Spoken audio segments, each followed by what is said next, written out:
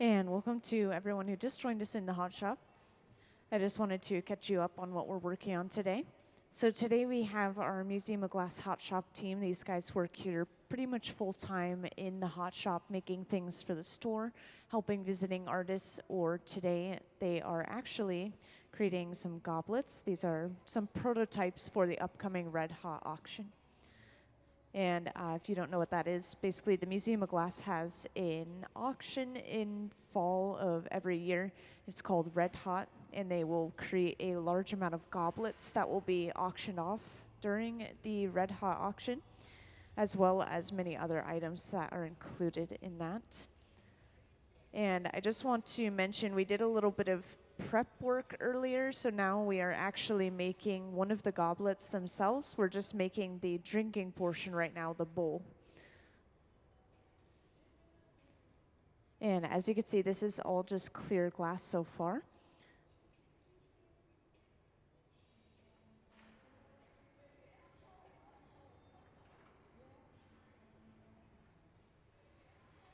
Now, whenever we make goblets, they will usually create a few of these bowls or cup portions of the goblet and then set them aside to keep them warm. And then they'll work on the stem and the foot of the goblet and then bring that cup back over and attach it to the top. So these goblets are assembled in multiple parts.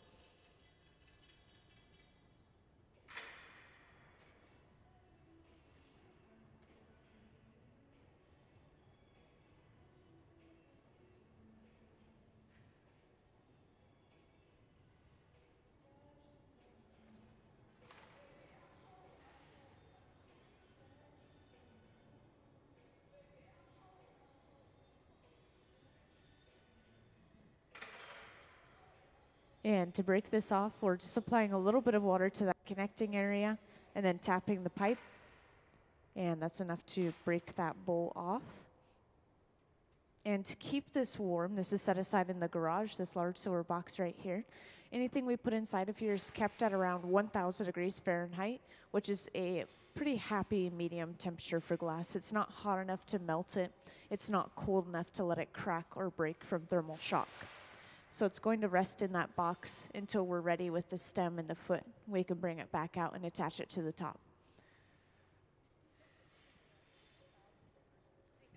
Now, something I like to mention about goblets is that they are very technically challenging, technically difficult. There's so many small components coming together to create one piece. And because the glass is thin or small, it cools down quickly, it heats up quickly, so they're always moving pretty fast making these. But these guys, they have about 20 to 30 years of glassblowing experience each. And so whenever you come into the Museum of Glass, they might make things look kind of easy, but it is because of those many years of experience.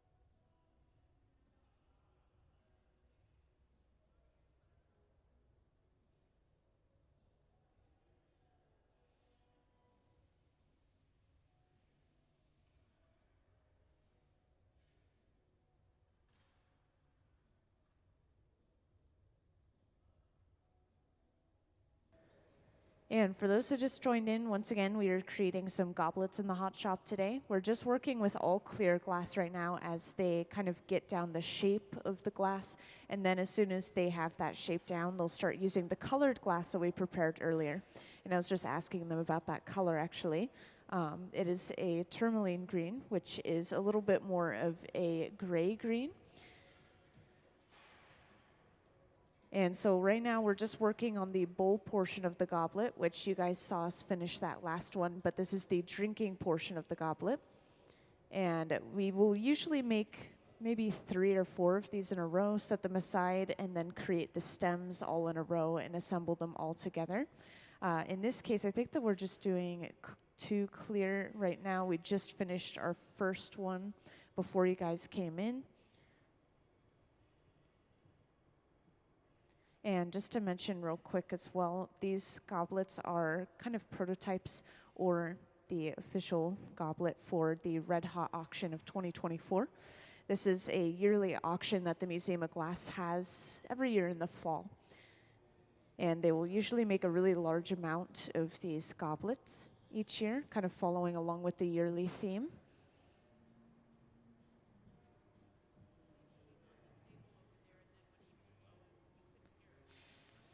So this table is the marver, and anytime we're rolling the glass on the marver, this is shaping the glass out. So wherever the glass is touching the table, it's also cooling the glass down, kind of preventing it from blowing out in that direction. It's a little bit complicated, but basically the overall gist of it is that this is going to help us blow the bubble out in a particular shape or particular direction. And we've just brought over a single bit of clear. This is being attached to the very bottom of the piece. This is the first part to something that's called the ovolio, basically the connection point between the bowl, the drinking portion of our goblet, and then the stem.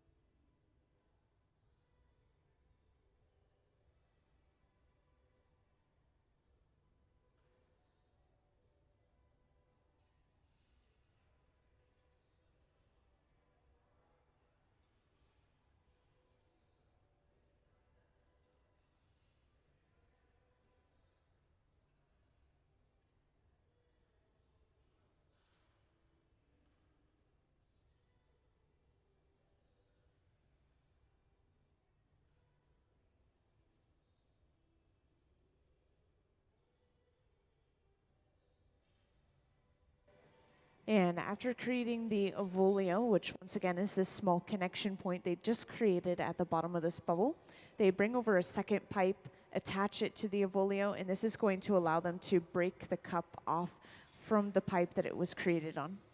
And by doing this, we've basically opened up a really small opening at the top of the cup as well. So they'll heat up the front of the cup, bring it back to the bench, and they can start to open it up to its full size.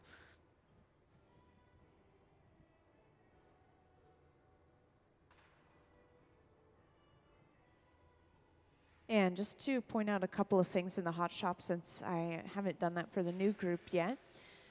First off, the furnaces that we're using continuously in front of each of the benches, these are our reheating furnaces running between 21 and 2300 degrees Fahrenheit. And so there's no glass physically inside of these. We just put the glass in there to heat it up temporarily and then come back. And then our glass itself is actually coming from these large tanks with the closed doors. So each time you see us going into those furnaces with the closed doors specifically, this is holding a giant pool of molten glass, and we're getting more of that glass on the end of our pipe, kind of building up layer after layer, depending on how big of a piece we're creating. And just to point out, that furnace actually runs 24/7. It stays at a very consistent 2100 degrees Fahrenheit.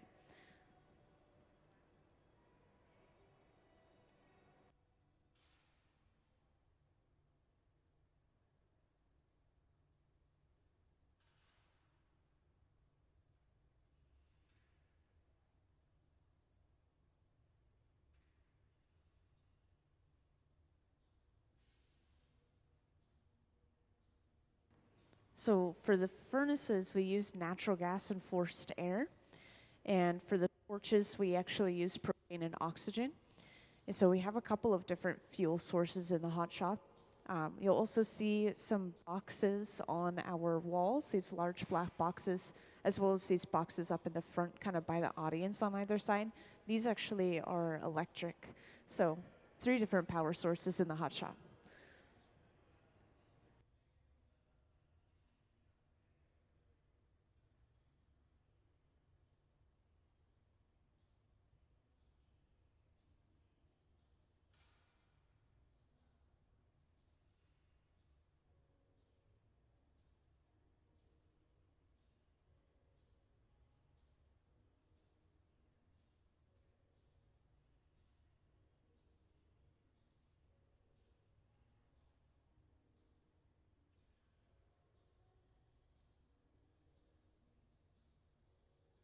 And after trimming off some excess glass and heating up just the front of this piece, Gabe is going in with a pair of jacks, these 2 metal blades, and slowly opening this up. And you can see how quickly this glass is heating up and cooling down. This is something I pointed out earlier, but this glass is really, really thin. And so we're just going into the furnace for a brief moment, coming out, and then working with the glass for a brief moment. And if we let this glass drop to below 1000 degrees Fahrenheit, then we do risk thermal shock, which can crack or completely break this piece of glass.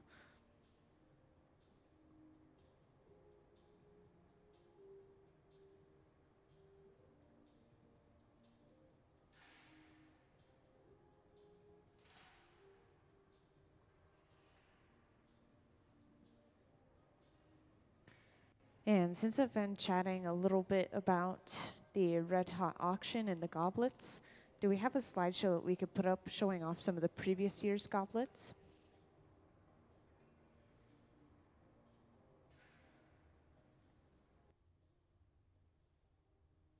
So up on the screen, we have an image of, I believe, last year's goblet prototype, as well as the decanters that were made along with them.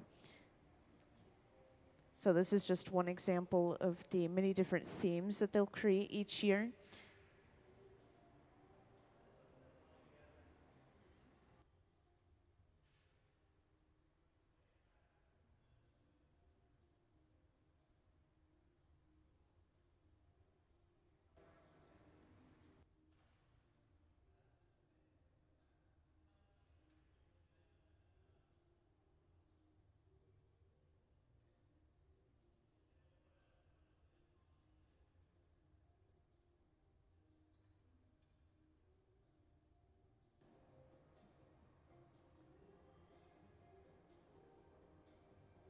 And it looks like we finished our bowl at the center bench. Once again, the drinking portion of the goblet. And we're getting ready to break it off. We're cutting at the connection with a pair of shears, and then tapping the pipe, and that broke that piece cleanly off. And for anyone that hasn't seen this, once again, this is going inside of the garage to keep this piece of glass warm at around 1000 degrees Fahrenheit. This will prevent thermal shock.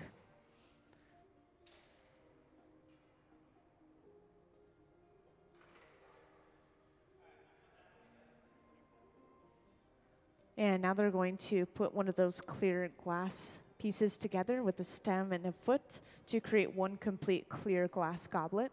And once again, this is kind of just practice before we start using the colored glass that is officially part of the Red Hot theme for this year.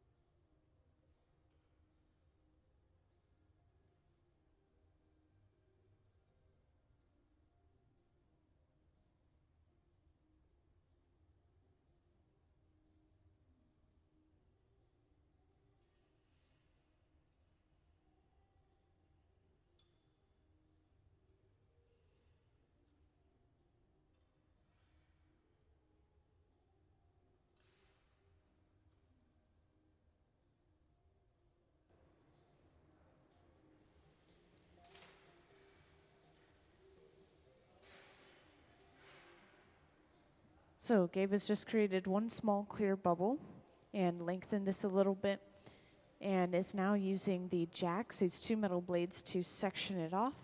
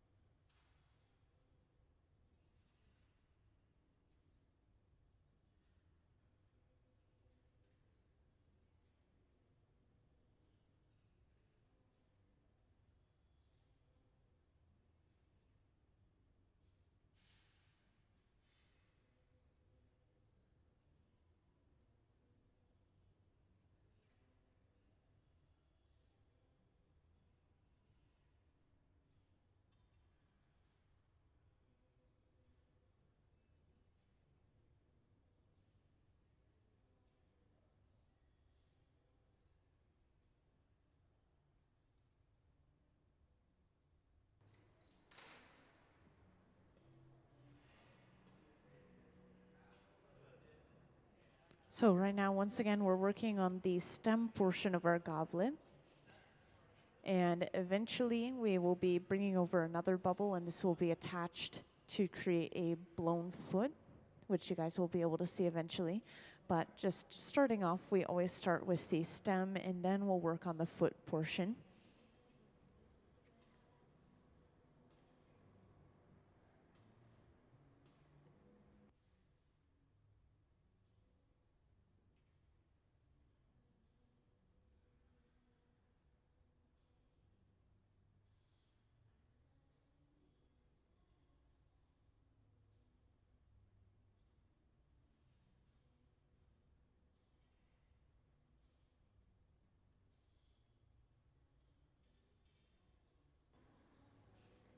And this is just a single bit of clear that has been brought over. And this is attached directly to the bottom of our stem, just basically creating a smooth, clear pad of glass right where our foot is going to be attached.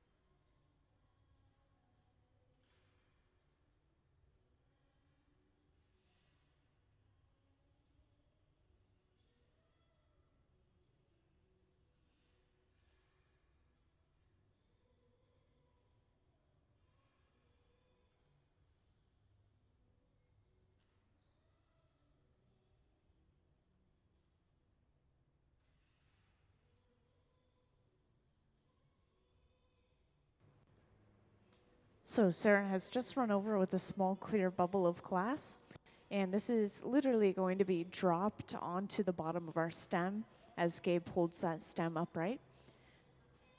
And they'll give it a little puff of air before just completely cutting that small clear bubble off of its pipe. So now you can see we have one small bubble on the bottom of our stem. And the next step is going to be opening this bubble up just like we would maybe a bowl, and then we'll be able to flare it open, flare it out like a plate to create the foot for our goblet. And once again, this is called a blown foot.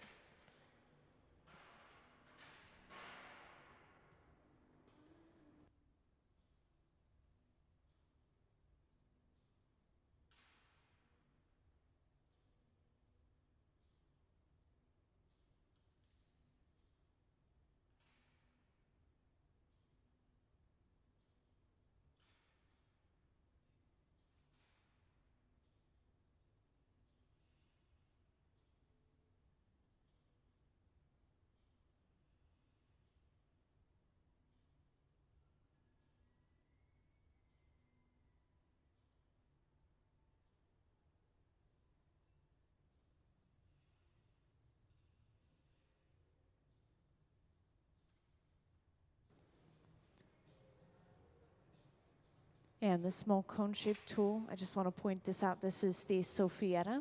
The cone will block off the opening to the piece. It allows the artist to blow a little bit more air into the piece, even after it's already been removed from its hollow blowpipe.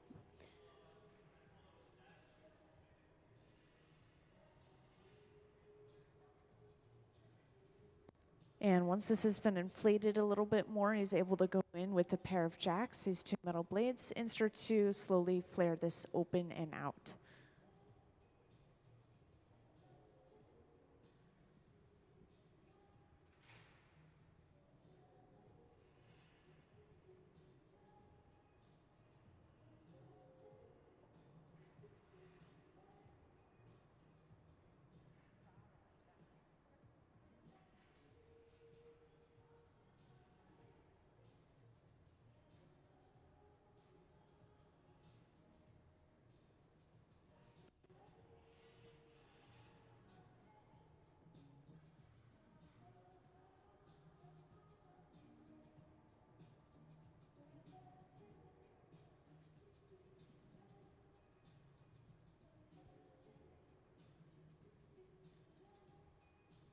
And just to make sure this is completely flat and even, sometimes they'll sandwich it between a wooden paddle and the jacks at the same time, just like they were a moment ago.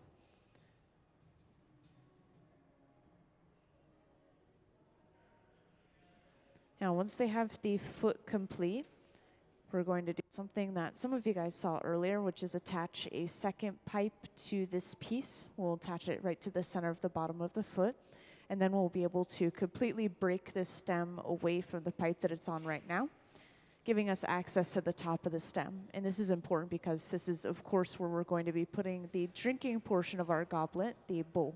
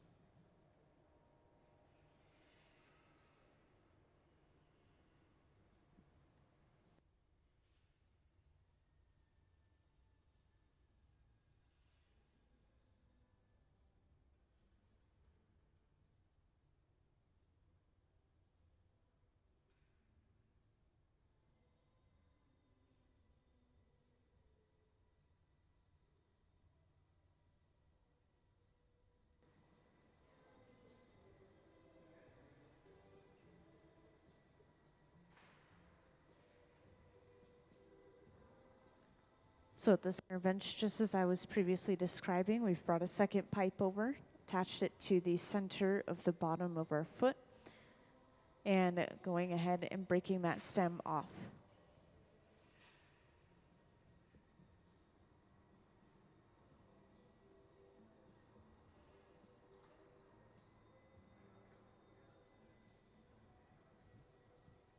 And right now you can see that there's a lot of color in the glass that's wrapped around the pipe, which means that this connection where the pipe is meeting the bottom of the foot is still moving around a little bit.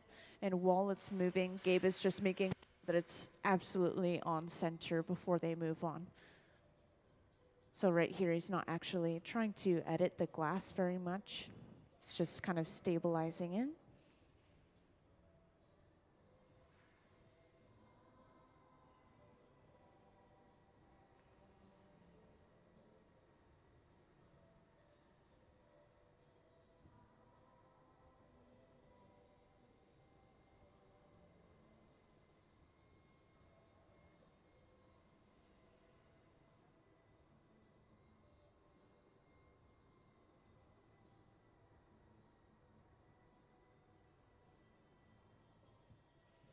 And right now inside of the garage, Sarah is basically just preheating the bowl that we made earlier.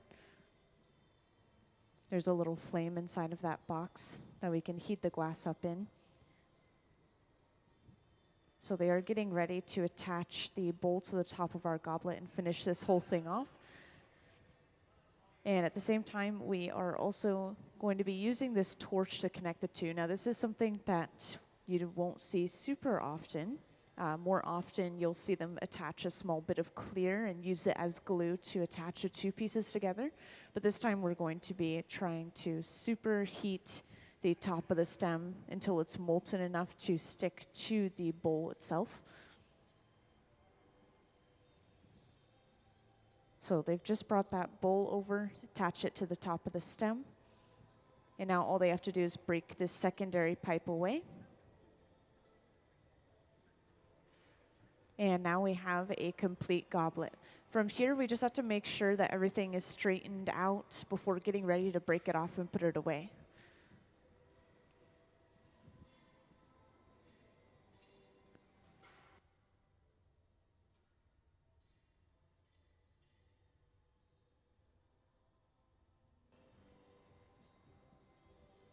And I just want to emphasize again, this is a really nice shape, but we are still only working with clear at this point, kind of practicing.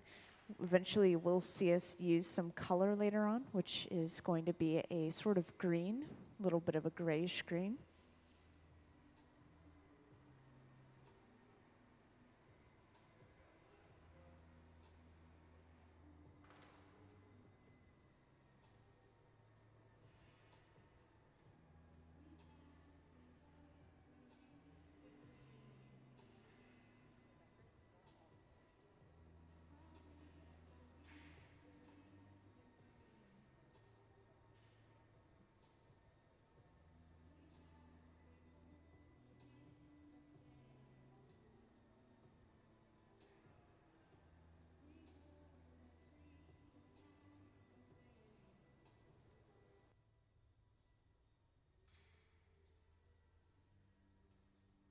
And now to break this piece off, just like earlier, we apply a little bit of water to this connecting point and then tap the pipe. That should be all it takes to break this piece off.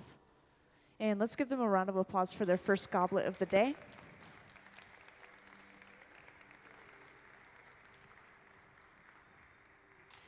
And since this is done, this is going inside of our annealer, this large black box. This is going to very slowly cool this piece of glass down, usually overnight, to prevent thermal shock. It's going to start at around 950 degrees. And then with the press of a button, it slowly cools down. And now we will most likely use that second clear cup that we made earlier, just one more practice round, and then hop into that color. Earlier today, if you were here, we were creating these really small cups of colored glass, and this is basically going to be attached to the end of a hollow pipe, and that will create a single bubble which they can then blow out into the bowl portion of our goblet. So they've been doing a little bit of prep before you guys even came in. And since we didn't really get to see the coloring process, I think I want to show you guys a video that shows you how we get that color on the glass in the first place. So could I have that color overlay video, please? The color in glass comes from adding various materials to the mixture of raw ingredients called batch. Most of the colorants are compounds containing some kind of metal. For example, adding cobalt to clear glass creates a deep blue. Tin and antimony can be used to create white glass, and gold chloride can produce a rich red or pink-colored glass. Colored glass is melted in furnaces, just like clear glass, and then is usually rolled into bars for storage and easy application. In order to apply color bar to a bubble, we first need to preheat the color to approximately 950 or 1000 degrees Fahrenheit in a color oven or garage. Once warm, the color is then picked up on the end of a punty rod using a little bit of clear glass as a support. The color is then heated in the 2300 degree glory hole to soften it and make it malleable, while another artist creates a small bubble of clear glass on a blowpipe. Once warm, the color is dropped over the clear bubble, and then using a variety of hand tools or the steel marver, the color is rolled back over the clear in an even layer. This process is called dropping color, or creating a color overlay. Depending on the project, that bubble is then usually gathered over with clear glass and blown into the final form.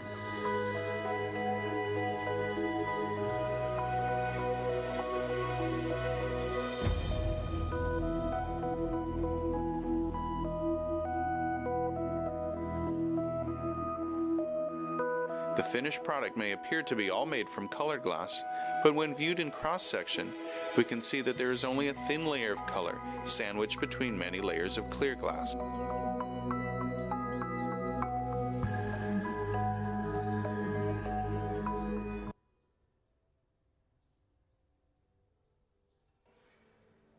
So at the center bench, we're actually working on another bowl.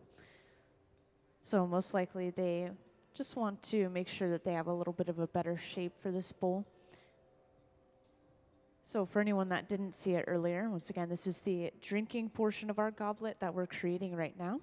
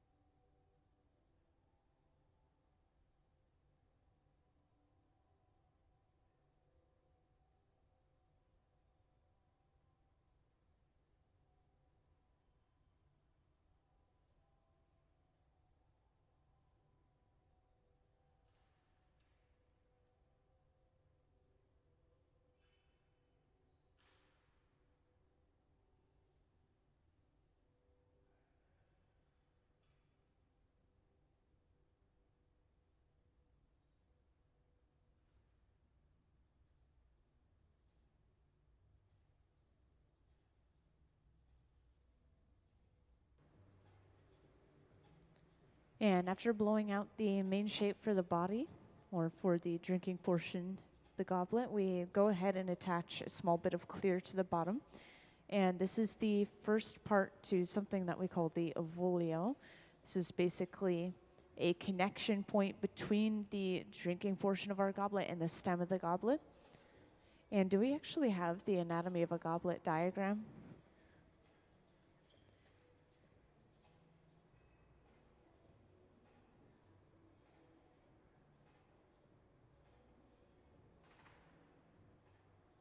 Thank you.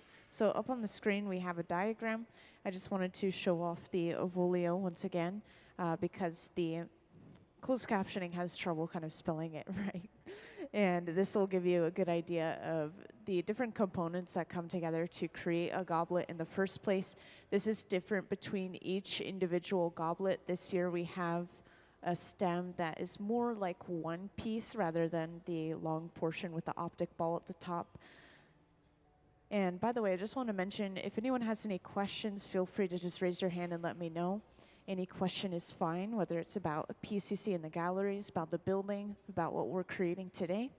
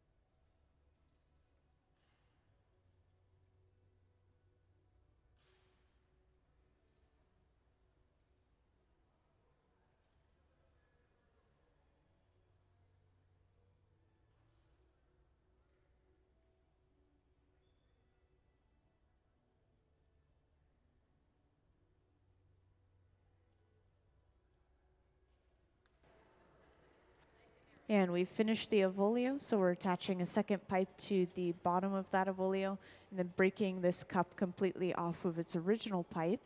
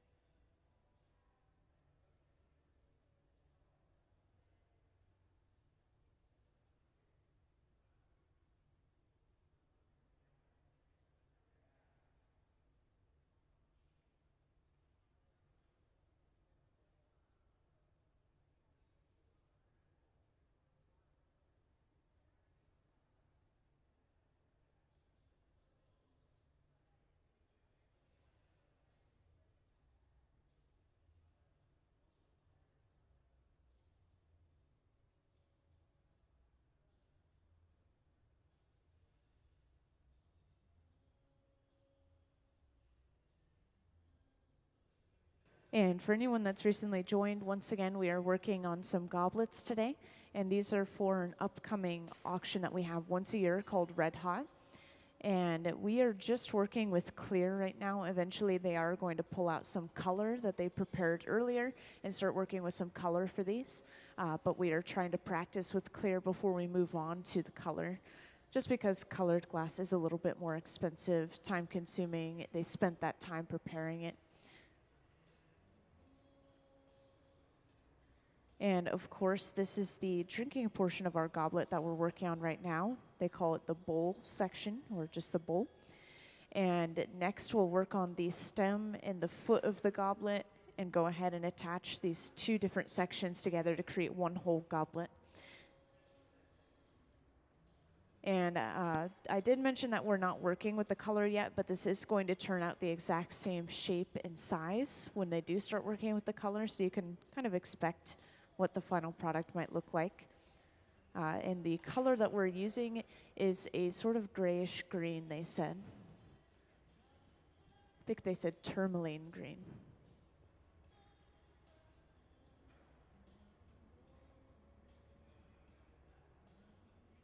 And could I have the slideshow of the previous Red Hot goblets, please?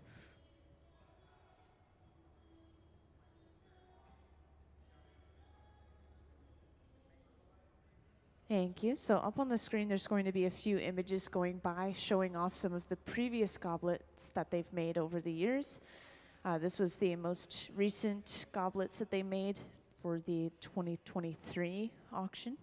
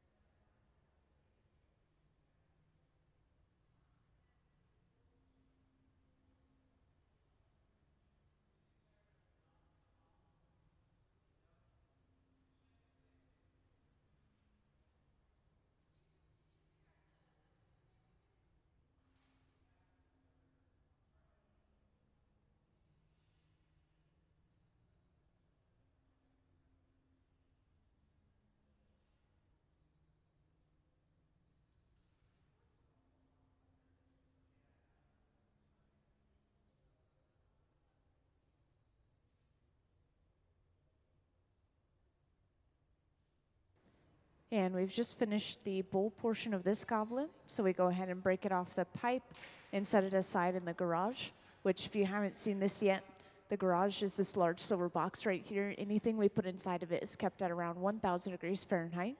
This will prevent it from breaking from thermal shock.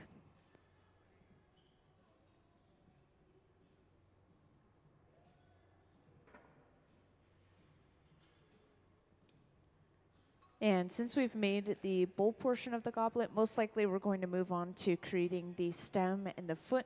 And then all we have to do is bring that cup back out and attach it to the top of our stem, and we have one complete goblet.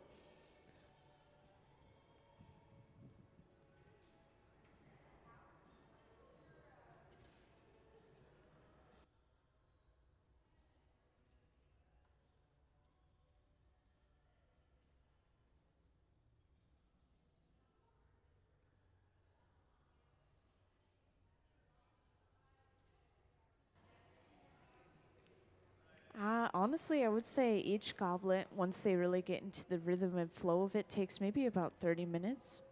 But that's not including preparing the color. So if you were to include the preparation of the color, that would be maybe another 30 minutes for the cups all together. So split apart, I mean, it would be relatively short, maybe an additional 5 minutes per cup, really.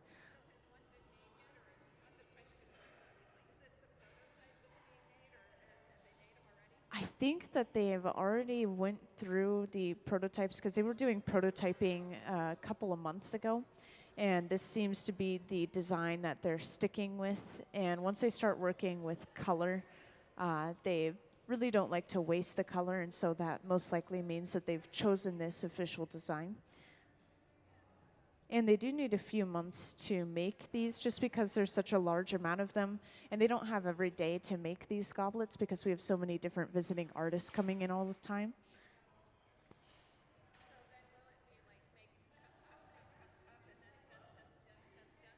Yes, exactly. That's what they usually do. They'll usually make like 3 or 4 cups or bowls like this.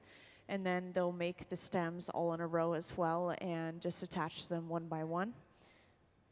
And I think that they do this just so that they're in a flow of doing one thing at a time, and then they can move on to getting in the flow of doing the other thing at a time.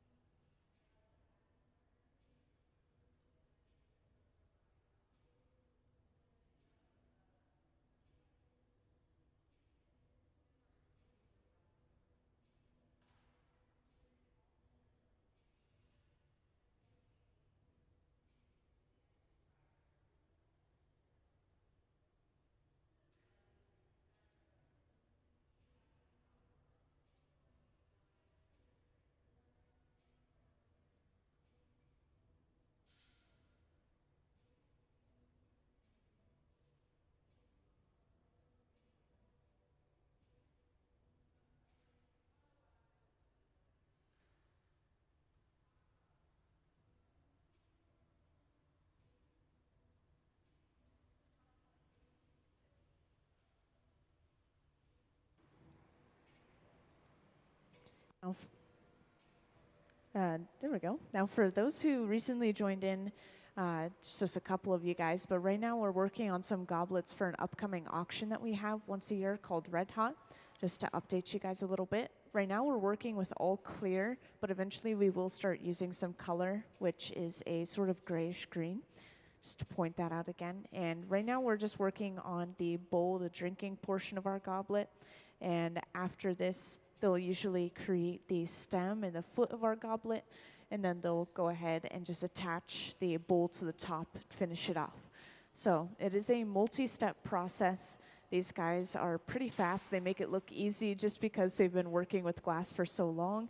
Each of them has between 20 and 30 years of glassblowing experience, and they work here full-time at the Museum of Glass. That's their full-time job, is blowing glass.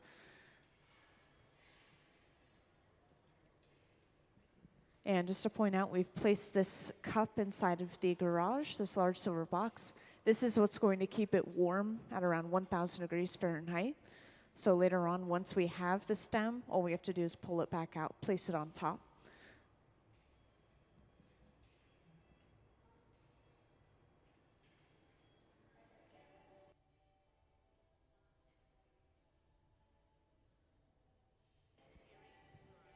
Yes, it is mostly experience. As you can see, they're not using a lot of measurement tools, but what they do to measure is they measure by gathers. So a single gather of glass is a single layer of glass on the end of the pipe, and then maybe they would say, okay, how about 2 small gathers or 1 large gather, and then they just do that same thing each time, ending up with pretty much the same amount of glass. And yeah, because these guys are so experienced, you oftentimes will see that they don't really do a lot of measuring, and their pieces end up pretty much all the same size.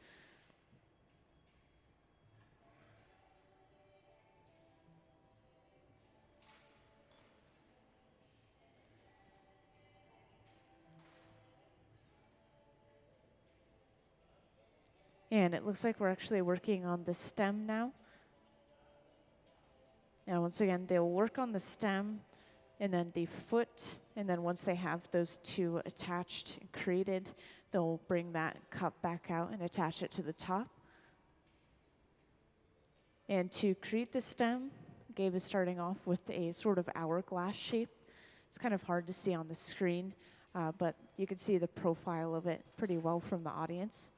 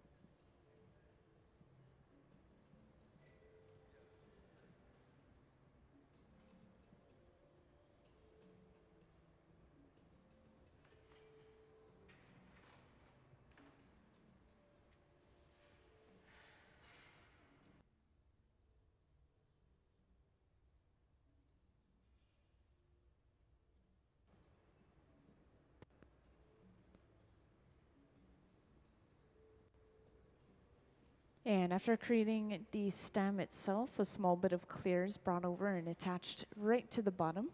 This is basically just a small pad of solid clear glass that we're going to be dropping or attaching the blown foot to. And speaking of the blown foot, they're just going to keep this stem warm at the center bench, but over on the left bench, Sarah is creating a small clear bubble of glass, and that's going to be used to create the foot for this goblet.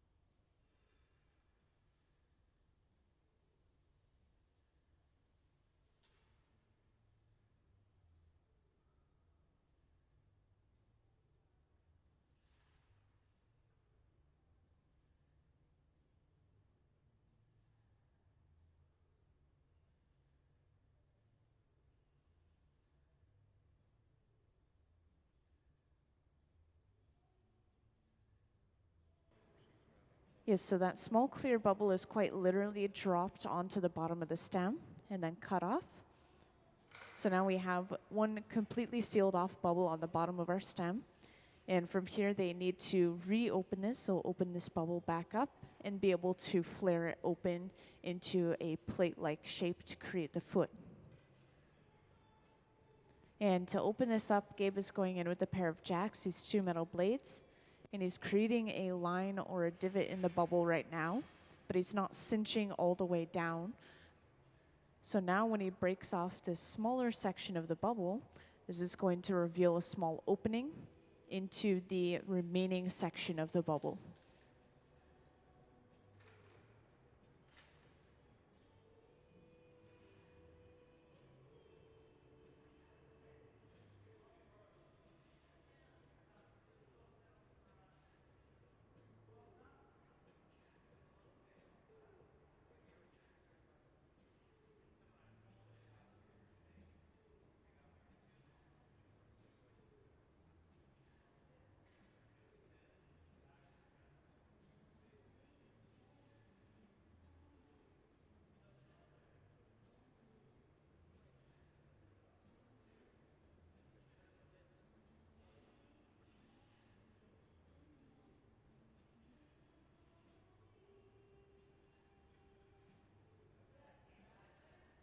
And after heating this up one more time, Gabe is able to go inside of this bubble with the jacks, once again, those blades, and is able to flare this open. Now, this is something that you would see when it comes to a bowl or a plate, except this is on a much smaller scale.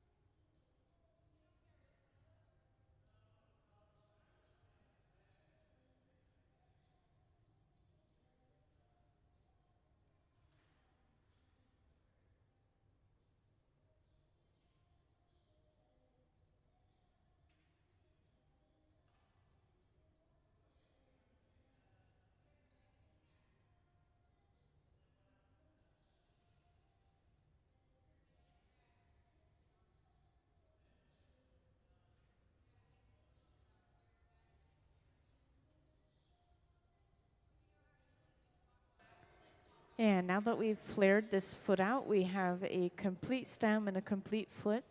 So next we're going to start preparing the cup or the bowl portion of our goblet. And this is, once again, sitting inside of this large silver box right here, just staying warm. And we're also going to prepare another pipe with just a clear attachment on the end. This is going to be attached to the center of the bottom of our foot. This is going to allow us to completely break the stem off of this pipe that it's on right now.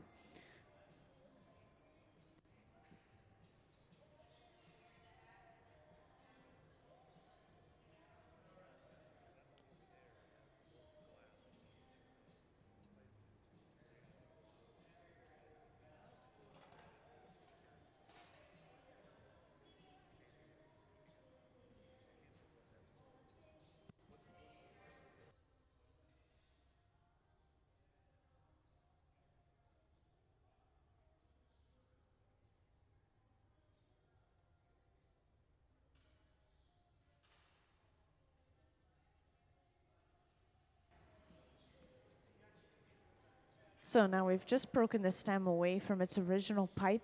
And as you can see, this has given us access to the top of the stem. This is really important because this is where we're going to be attaching the bowl of our goblet. So now all we need to do is heat up the top of the stem, bring that bowl over and attach it to the top, and that should finish this goblet off. Right here, Gabe is not trying to alter the shape of the glass very much. He's just making sure that that pipe is truly centered to the bottom of the foot before he moves on.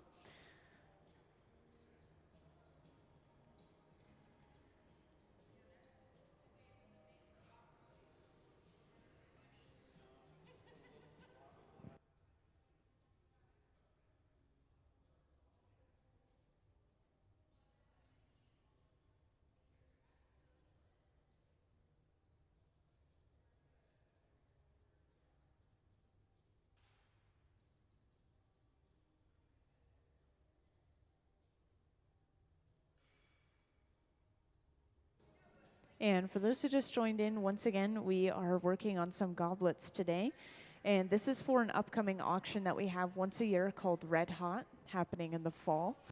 And we are just working with clear glass right now for these goblets. Eventually we'll move on to some color after they've gotten a bit of practice making these goblets. And it seems like they already have the shape that they want for these goblets in mind. So now we are just trying to create them in general. And they'll start working on these pretty early in the year. Obviously, it is not super close to fall right now, but frequently we'll have special events and visiting artists in the hot shop, and so they don't have a lot of time to work on these goblets. So they'll usually spread it apart like they are right now. Right now, they're superheating the top of the stem using a small torch, and they've quickly brought over the bowl, and I have attached this to the top of the stem. Now, once that connection is secure, all they do is break away this second pipe that was used to carry it over. And we pretty much have one complete goblet. From here, we just have to make sure everything is straight and evened out before getting ready to break it off and put it away.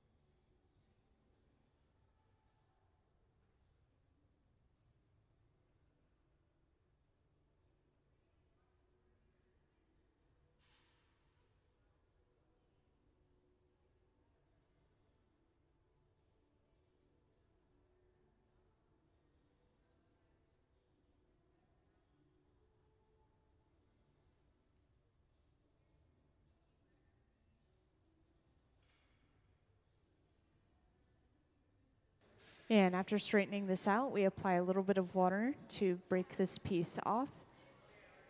And all we have to do is tap the pipe to break this off onto this heated fork. And this is going to be carried over to the annealer, this large black box on our wall, to slowly cool down overnight. And let's give them a round of applause for that goblet that they've just finished. Thank you. So once again, this is going inside of that box to cool down very slowly, starting from around 950 degrees Fahrenheit and then lowering slowly overnight.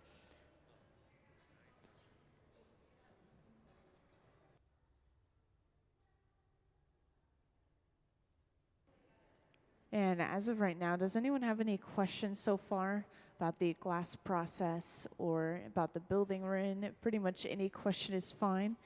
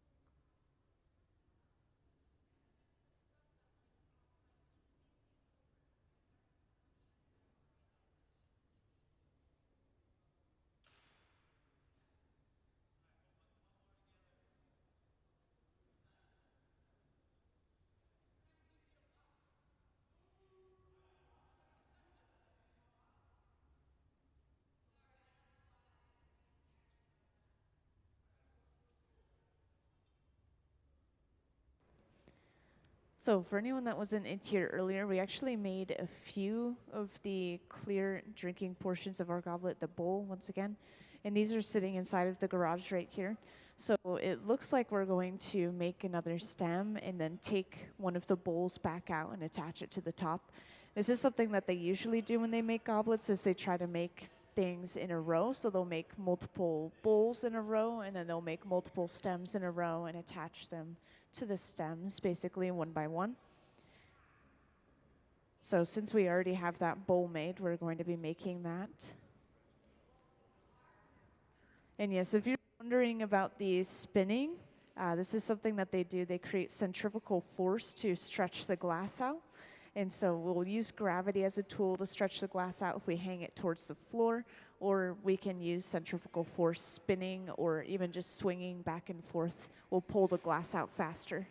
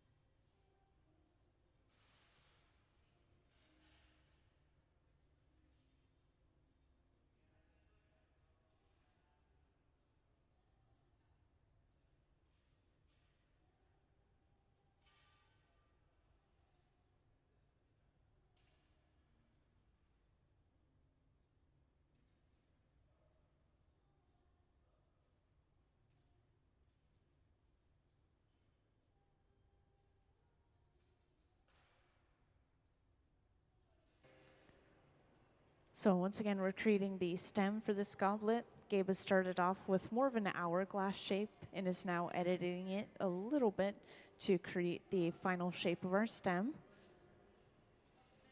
And this is pretty much the entire stem itself. I should mention, sometimes we'll assemble stems in multiple parts and there will be multiple components to a stem, but this time we have a singular bubble that has been blown out and shaped into more of this hourglass shape.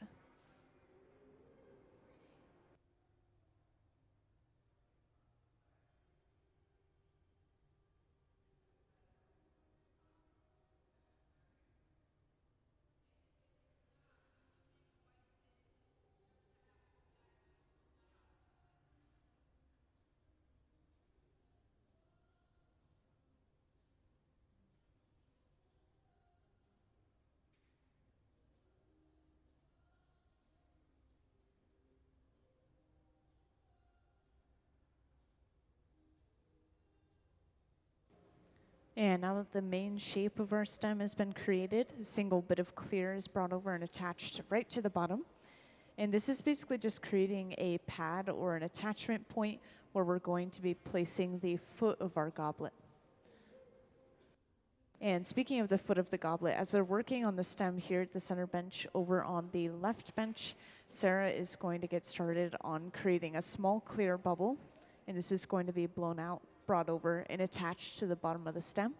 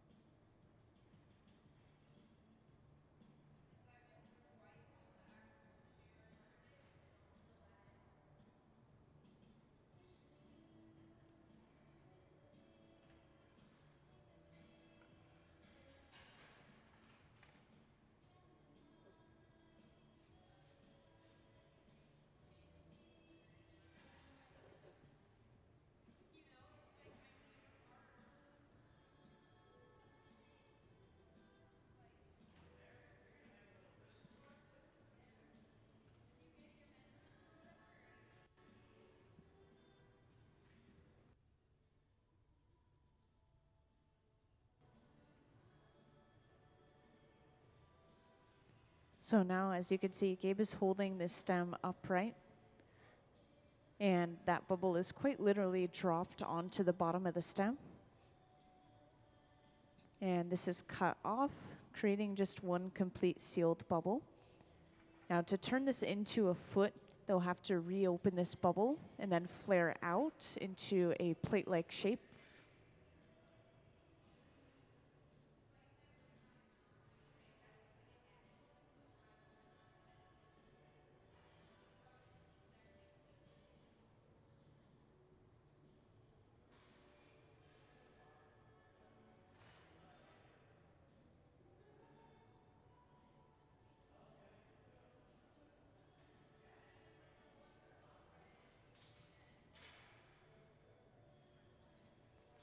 And to open this bubble up, basically they just sectioned off the end of the bubble and then broke that end piece off. And this has just opened up a really small hole into the bottom of the bubble.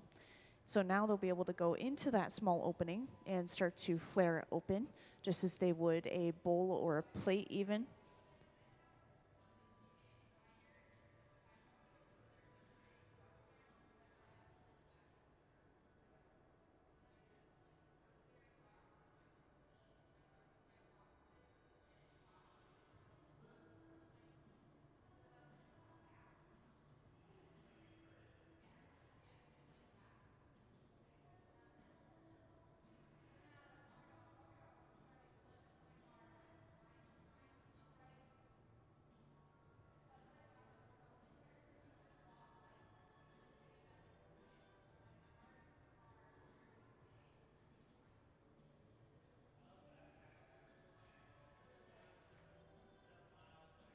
So this is flared open part way. This is just because the heat is leaving the glass really quickly. Since the glass is so thin, we have to heat it up frequently, and it's cooling down frequently.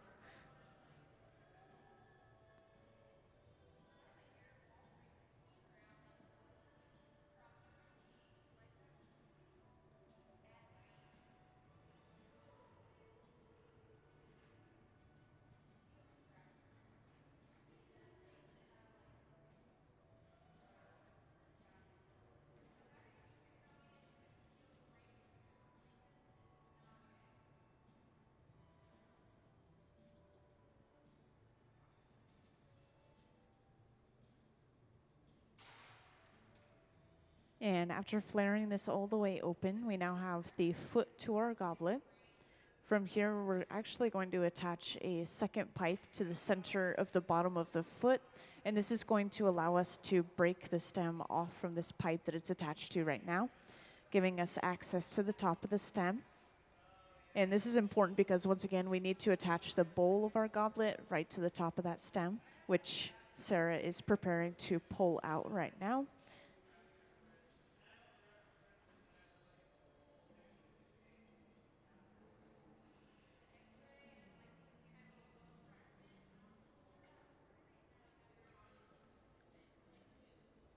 And I'd also like to mention something that's a little bit off topic, but tomorrow is actually Third Thursday.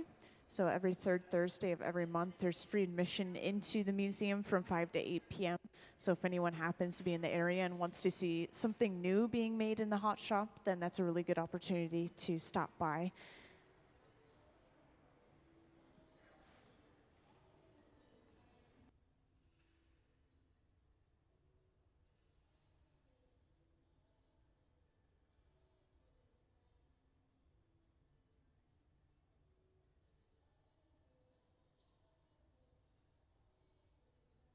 And we've just brought over that second pipe, attached it to the center of the bottom of our foot. Once this is centered, all they have to do is break that stem away.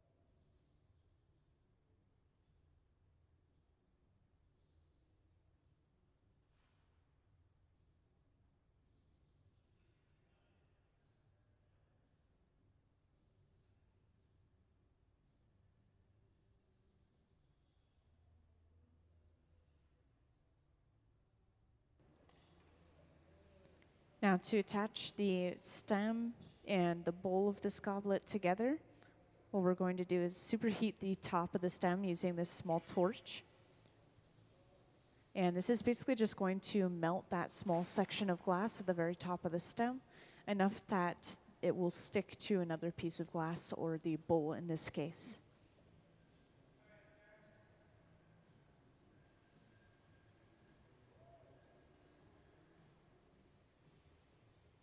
So now, right after heating that up, our bowl is brought over and placed right on top of the stem.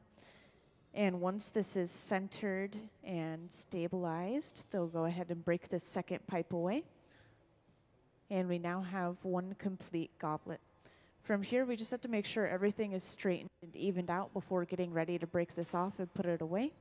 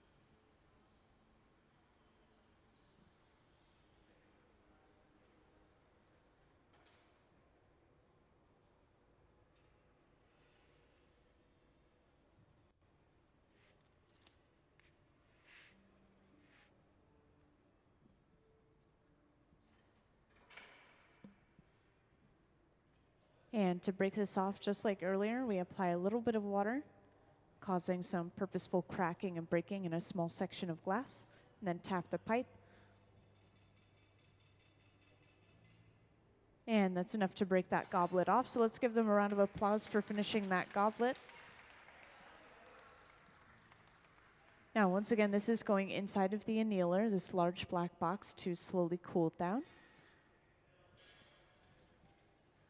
And the artists were telling me earlier that this was the last clear one that they were making before moving on to some colored glass. We'll see if they change their minds. Looks like they're just going to take a quick water break. So does anyone have any questions for now so far? Any questions about the glass?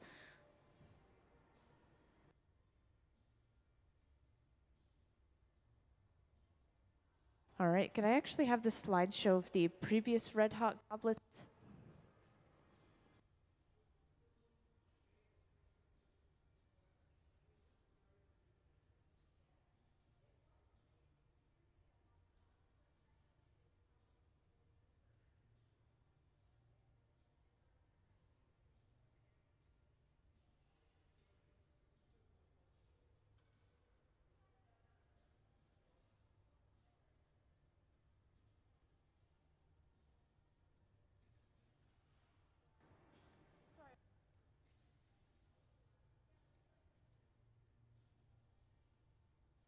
Yes, so at the center bench, Sarah's just started a pipe with a little bit of clear on it. This is a blow pipe, kind of like a straw. You could blow air all the way through it. And this is being put inside of the garage, this large silver box. This is where we have the little cups of color that they made earlier, which once again are a sort of grayish green. So eventually you'll see us pull that out after it's done heating up a little bit inside of there.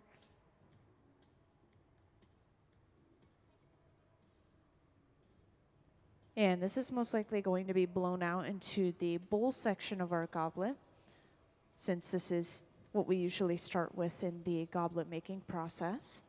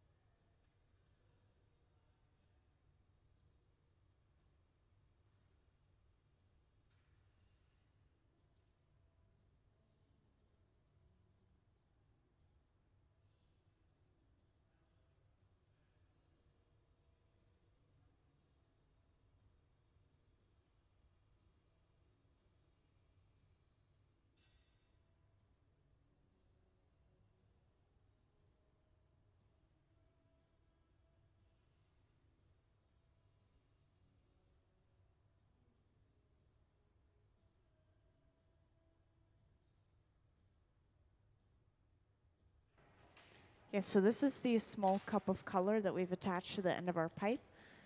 And this was blown out earlier from a tube, basically. And I also want to point out that this is the official goblet that we're working on today. So we're going to make a couple of these, apparently. And this is the final color that we're working with right now, which, once again, is a sort of grayish green. Sorry, Micah. Oh, okay, thank you. Yeah, this is a sort of tourmaline green.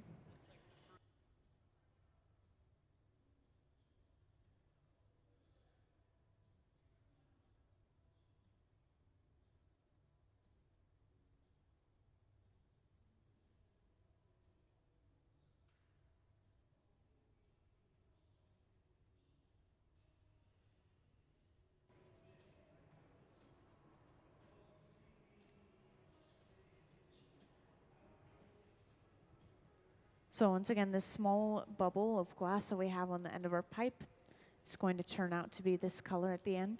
And right now we're going to blow this out into the sort of champagne flute or the bowl section of our goblet up at the top.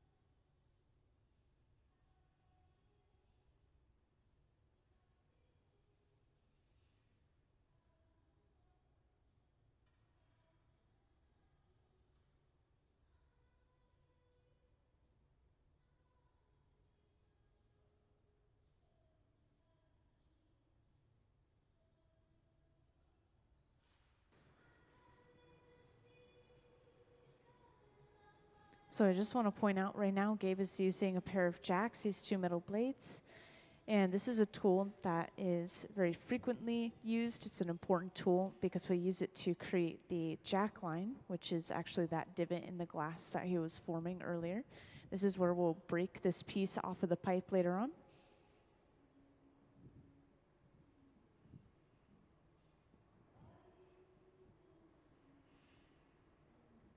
And as you saw, this bubble was blown out into a pretty round shape. But after coming out of the furnace, Gabe has hung the bubble down towards the floor and even swung it a little bit. And this is using gravity as a tool to stretch this glass out, creating a little bit of a longer, narrower shape. So if we're making something like a cup or a vase, you'll see us stretch the glass out by doing that.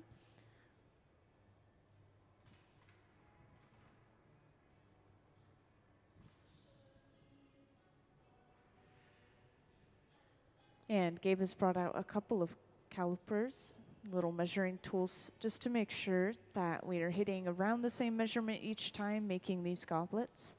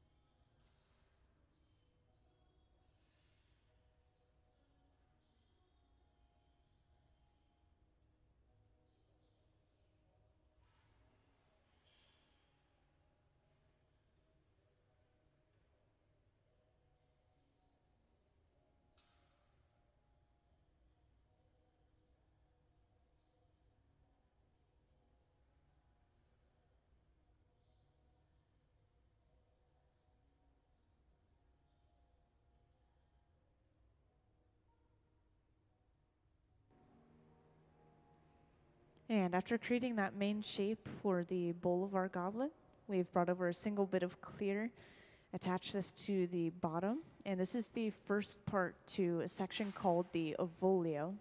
This is basically a connecting area between the bowl of the goblet and the stem of the goblet.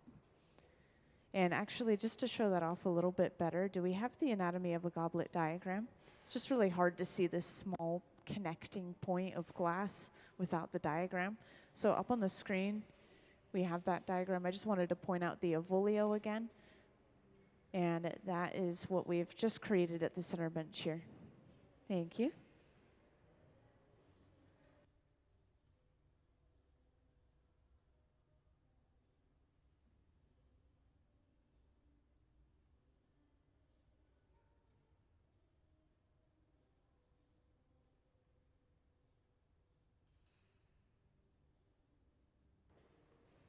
And after creating the ovolio, we're creating a small clear connection on the end of another pipe, and that's going to eventually be brought over and attached to the center of the bottom of this ovolio, allowing us to completely break this cup away from the pipe that it was created on.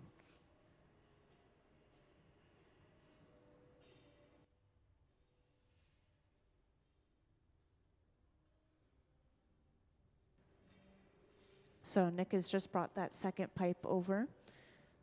Wait, this second pipe that we attached to a piece with that clear connection, this is called the punty. Basically, the purpose of the punty is to get access to another part of the piece. We do need to work on every side of a piece of glass usually.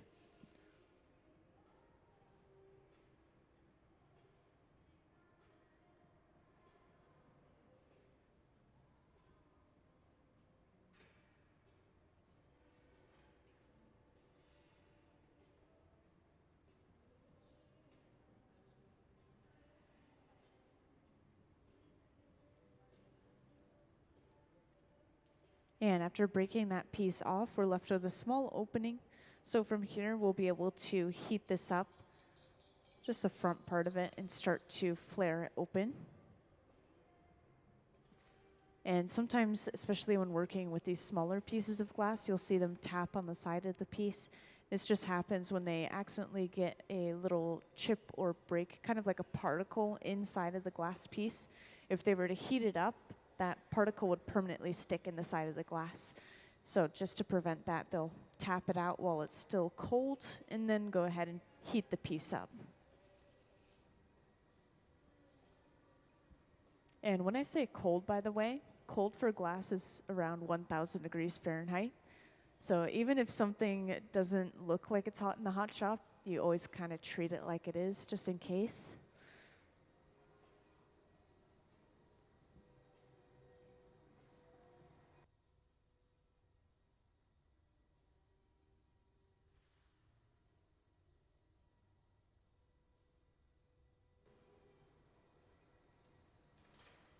And just now, Gabe has gone in with a pair of tweezers. He's pinching and pulling the opening out and away. And this is all just excess glass that's going to be trimmed off. They're trying to hit an exact measurement to make sure that they're making around this same size and shape of goblet.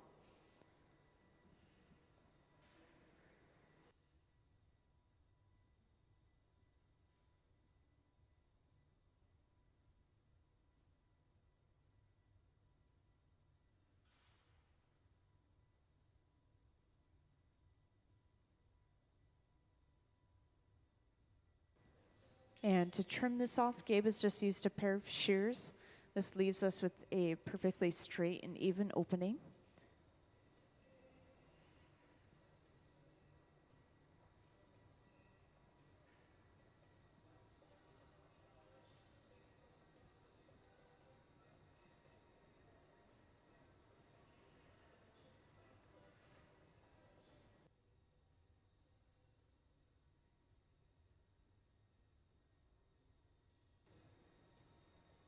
And to open this up as far as they need to, Gabe is going in with a pair of jacks.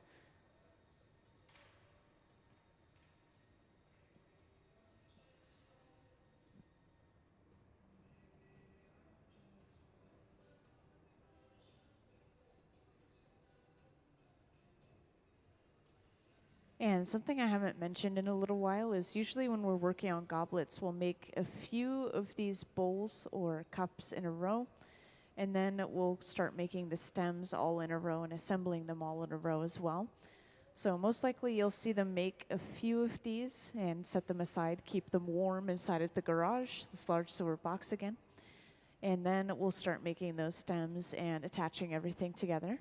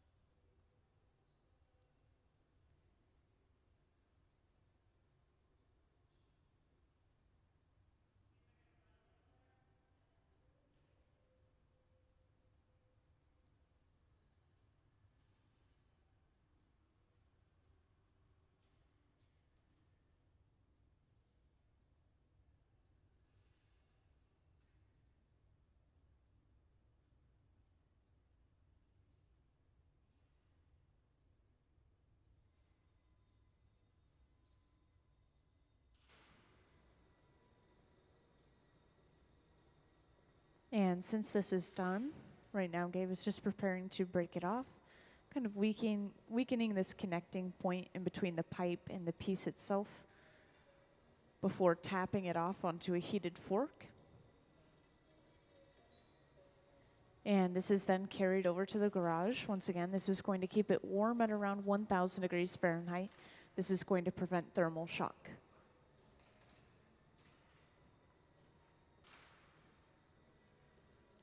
And at the same time, you can actually kind of see what Sarah's doing inside of the garage right now. We kind of have a perfect little window.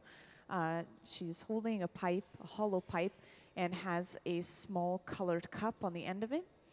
And this is going to be pulled out eventually and then turned into, once again, one of these bowls for our goblets. And I could tell that this is the case just because this bubble of color is a little bit bigger. If we were using a smaller bubble of color, then that would most likely be for the foot of the goblet. So I could tell we're going to be working on a few of these bowls.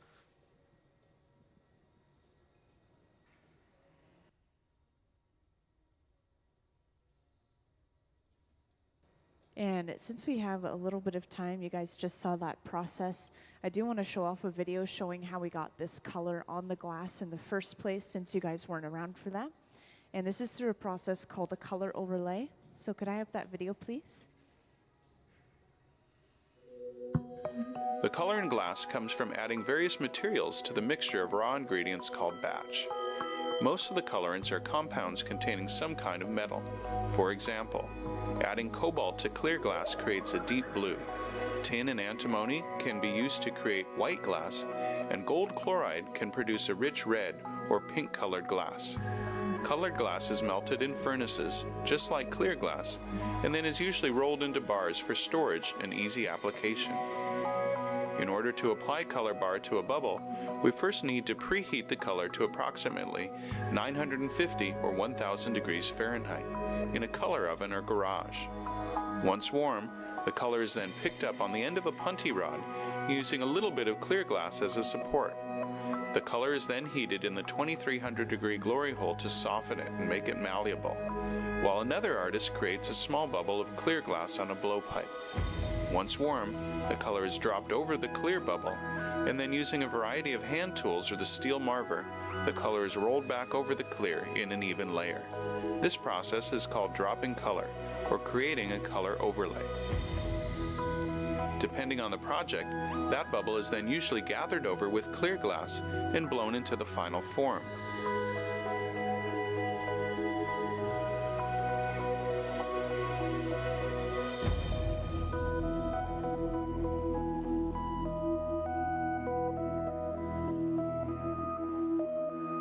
The finished product may appear to be all made from colored glass, but when viewed in cross-section, we can see that there is only a thin layer of color sandwiched between many layers of clear glass.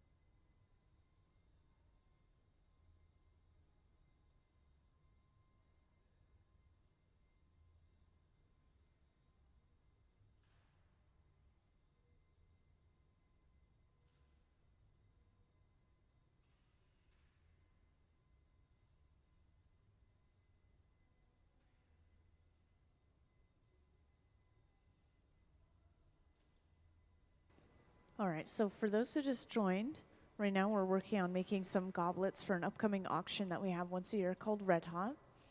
And we were working with clear glass before, but now we're working with some color now that we've gotten a little bit of practice in. And this is going to turn out pretty much exactly like this piece you see on the pedestal right here. And just to point out, Red Hot is an auction that the museum has once a year, and it is always in the fall. And so we are preparing pretty early beforehand, but this is because we always have so many different things going on in the hot shop, such as visiting artists and special events. So we're just kind of fitting in the goblet making whenever we can. And they do make a large amount of these to be sold during that auction. And this color is best described as a sort of grayish green or a tourmaline green.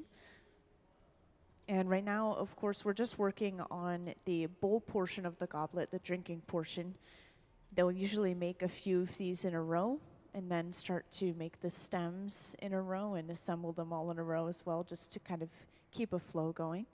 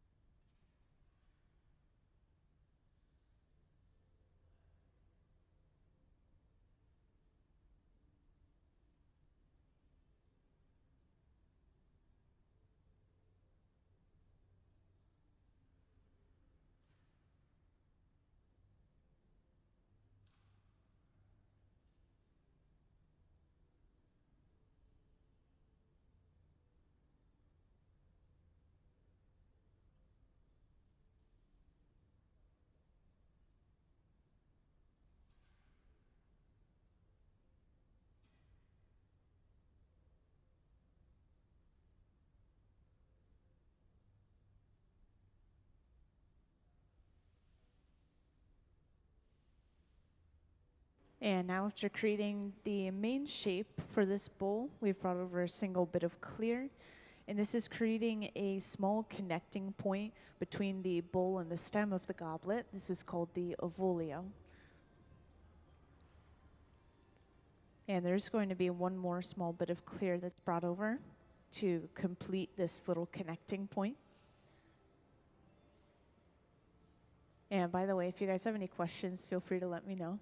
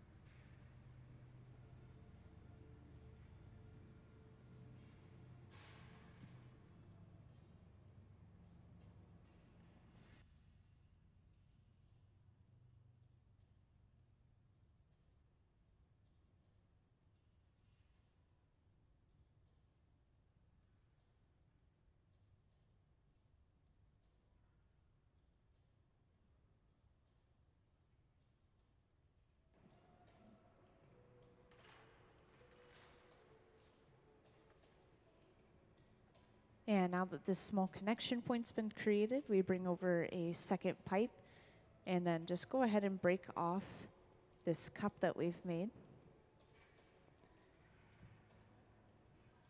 And this is basically just giving us access to the other side of the piece. In this case, it's given us access to the top of the cup where we can flare it open a little bit.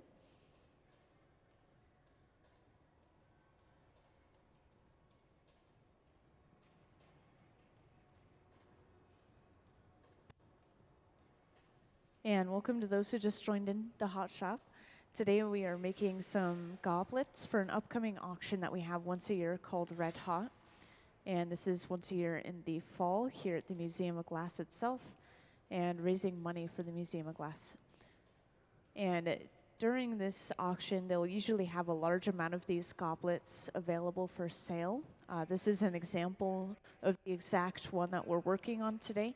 And we haven't created a full one of these with color yet today. We've been practicing with clear so far up until now.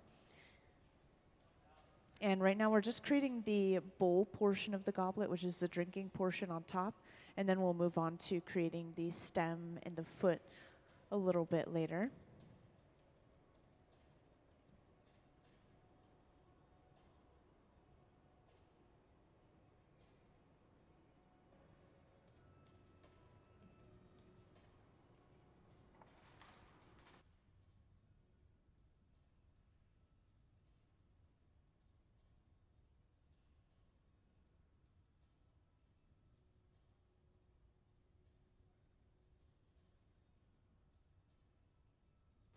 So I think you're asking for the heat of the furnace, right? Yeah, so these furnaces that we're using to reheat the glass, these actually run between 21 and 2300 degrees Fahrenheit. And the glass furnace, which you see a diagram up on the screen, sorry, is actually this large tank with the closed door there, and that stays at a consistent 2100 degrees Fahrenheit. So we have the completely molten glass already melted down, sitting inside of that tank like a giant pot of honey. And all we do is we stick a pipe into the glass and turn, and kind of like sticking a dowel into honey, it picks it up and it creates a glob of glass, basically. But yeah, the glass is super hot. When the glass is solid in the hot shop, it's still at 1000 degrees Fahrenheit. So even if it looks cold, it's not usually that cold. Just a little interesting.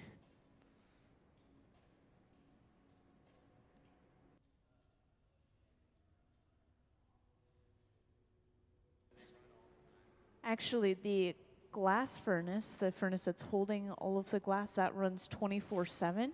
If it turns off long enough, that can actually damage the tank, and it takes a really long time to melt the glass back down. Everything else, though, we usually will turn off when we're done using it or at night, and then on again the next day. Surprisingly, not really. I think I've seen them start it as early as 30 minutes before they need to use it. Usually, I think they start it like an hour before they use it.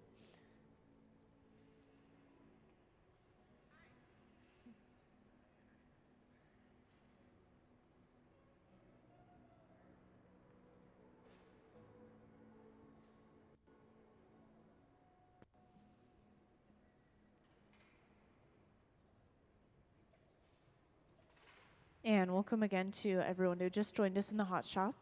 Today we are making some goblets, and we actually have an example of the exact goblet that we're going for right on this pedestal over here. These goblets are for an upcoming auction that we have once a year called Red Hot. So we are preparing pretty early in advance, but this is because we frequently will have this going on in the hot shop, and so we need to kind of fit it in whenever we can. And right now we're just working on the bowl portion of the goblet, this drinking portion right here. Eventually we'll move on to making the stems of the goblets. We've already created one more of these colored bowl portions. Whenever we finish this one, you'll see them set it aside in this large silver box. So I just want to point this out for anyone that hasn't seen it. This is going to keep the glass warm at around 1000 degrees Fahrenheit. And that's going to prevent thermal shock, basically.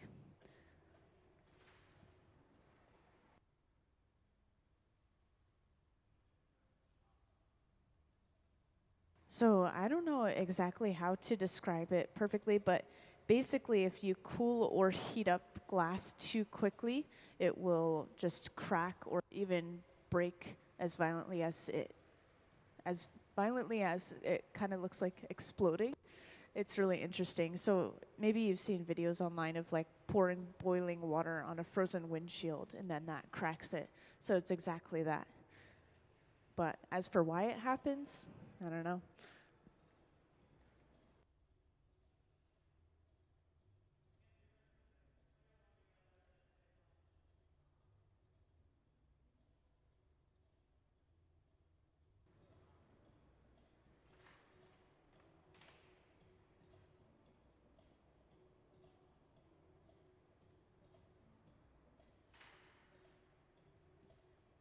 And now that this cup is done, this is broken off onto a heated fork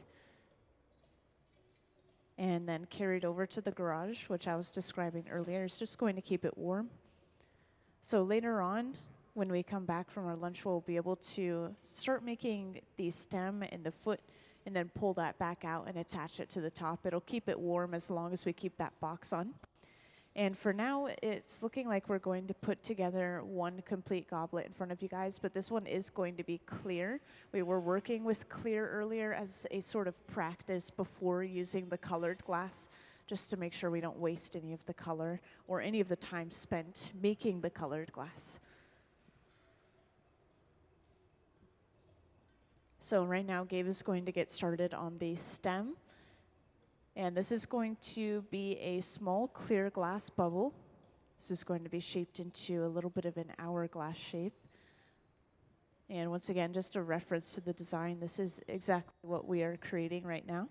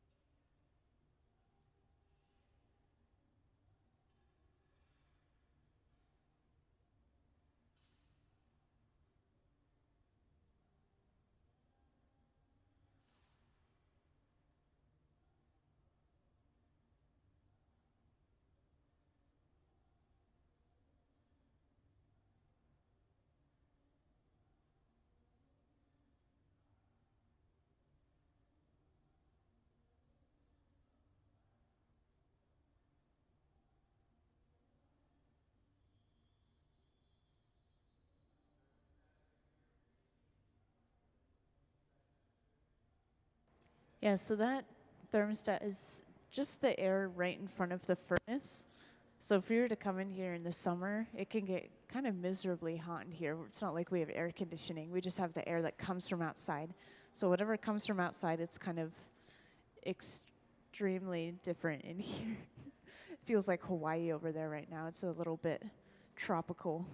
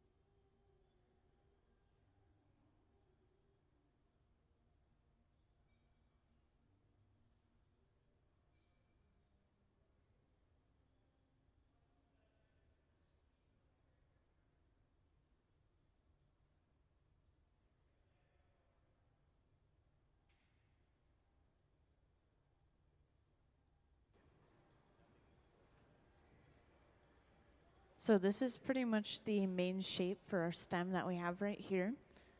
All that we need to do now is create this little pad, which they're going to do by using a little bit of clear glass. This is where they're going to be attaching the foot of our goblet, is right on to the end of this pad, basically.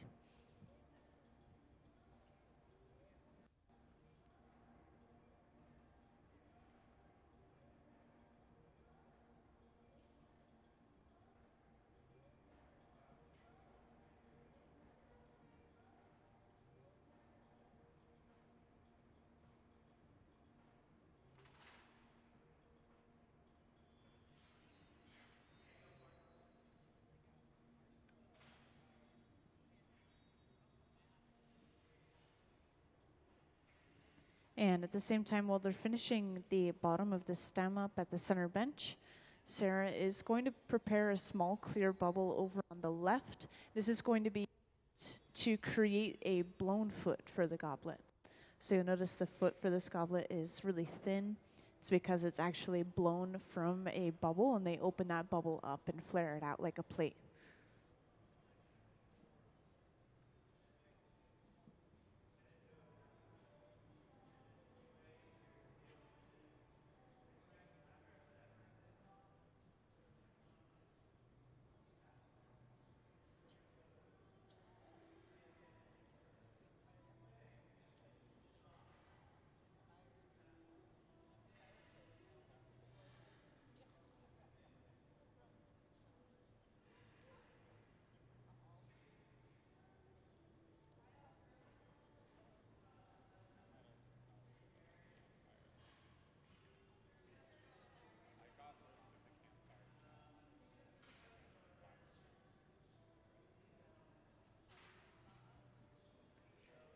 So now the stem is going to be held upright towards the ceiling, and this small clear bubble is literally going to be dropped onto the bottom of the stem.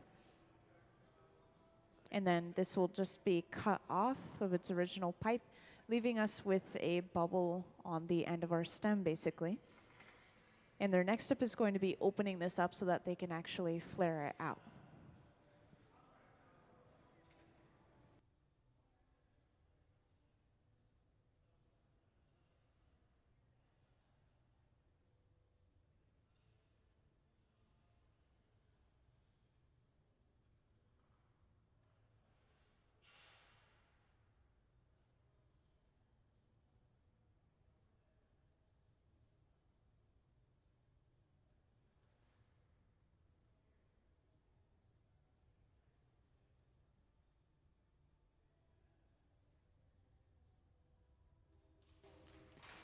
So to open this up, all they've done is they've basically just sectioned off the end of the bubble and then broke that end section off.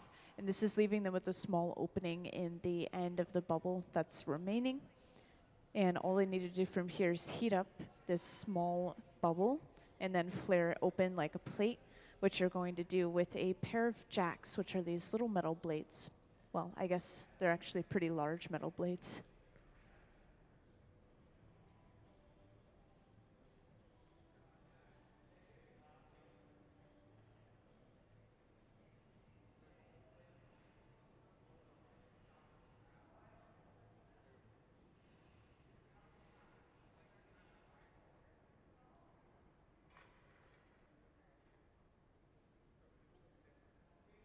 So now going in with the jacks, Gabe is able to slowly flare this open. And this usually does take a couple of heats. You can see it's not fully opened up quite yet. So we'll heat it up one more time and go back. And once again, this is just because the glass is pretty small or very thin right now. So it is heating up very quickly, but it's also cooling down very quickly.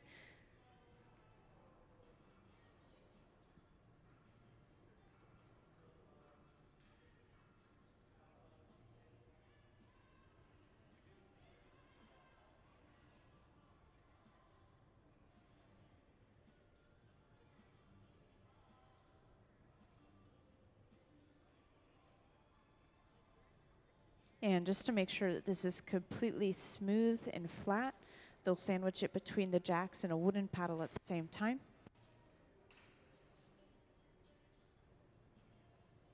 So now that is the stem and the foot of this goblet completed. And as you can see, the top of our stem is attached to the pipe right now. This is where we need to be attaching the bowl of our goblet, the drinking portion. So to be able to do this, we're going to attach a second pipe to the bottom of our foot, and then go ahead and completely break that stem away from this pipe that it's attached to right now.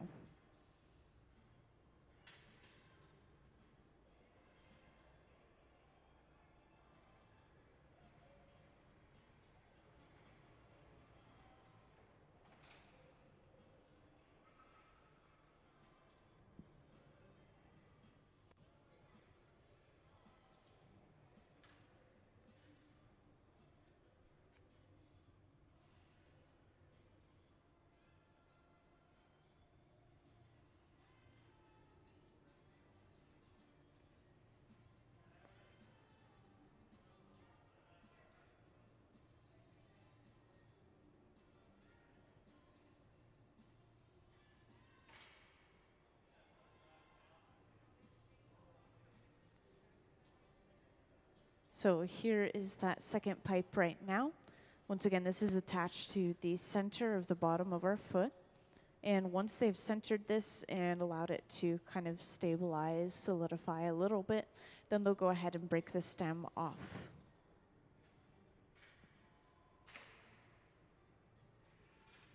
And now that we have access to the top of the stem, we have very little left to do. All we need to do is heat up the top of the stem, and then we'll bring over the bowl portion of our goblet, the drinking portion, attach it to the top, and that's pretty much it.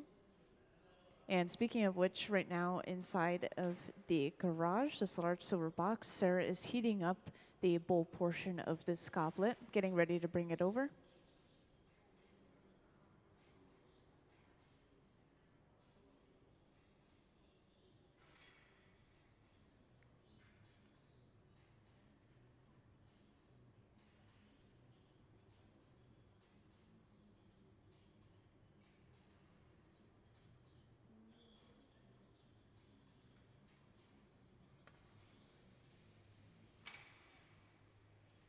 And to make sure that we're just heating up the top of the stem and nothing else, we're going in with this really focused flame and heating up the top of the stem only, just kind of letting everything else stay cool.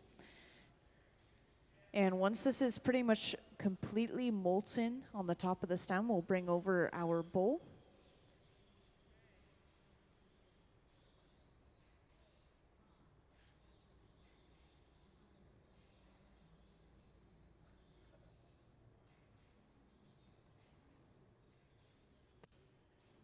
And after breaking off that secondary pipe, the goblet is pretty much complete.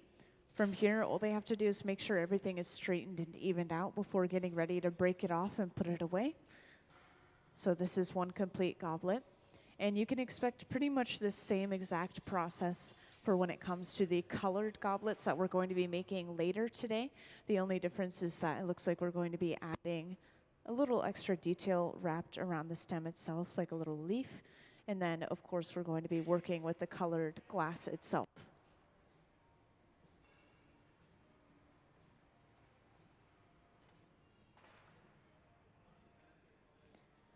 And now after finishing this, to break it off, we apply a little bit of water. And then this is going to be knocked off onto a heated fork. And let's give them a round of applause for finishing that goblet.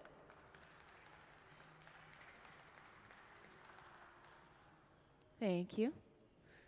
Now this is placed inside of the annealer. If you haven't seen this box already, it's kept at around 950 degrees Fahrenheit. Then with the press of a button, everything slowly cools down, usually overnight, just to prevent thermal shock. So we're not going to see that goblet again until tomorrow. And that is our lunch. So if anyone has any final questions, please ask away.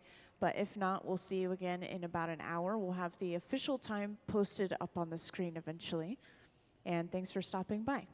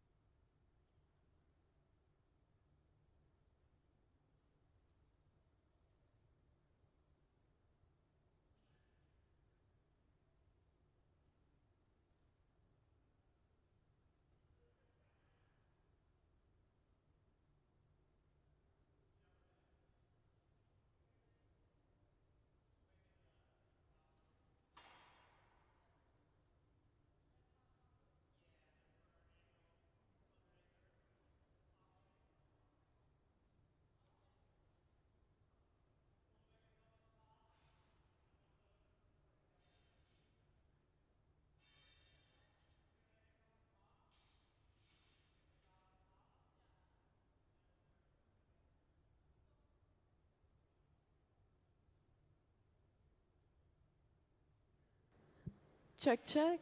Alrighty. Hi, everyone. My name is Charlotte. Welcome to the Museum of Glass. I'm going to be your MC for this afternoon. And today, our artists are going to be making goblets, the red hot goblets for our annual fundraiser. So, right now, they're going to start making more of the tops to those goblets, and then they're going to start putting those pieces together. I think they must be in this garage, so we keep any glass that we're planning on using a little bit later in this big box here. It keeps the glass at a temperature that allows us to pull it back out and use it without it cracking or being too hot that it starts to melt. So we're gonna go ahead and see them just getting ready to get going, and I will be here to walk you through everything. And if we have any questions, you can always grab my attention and ask.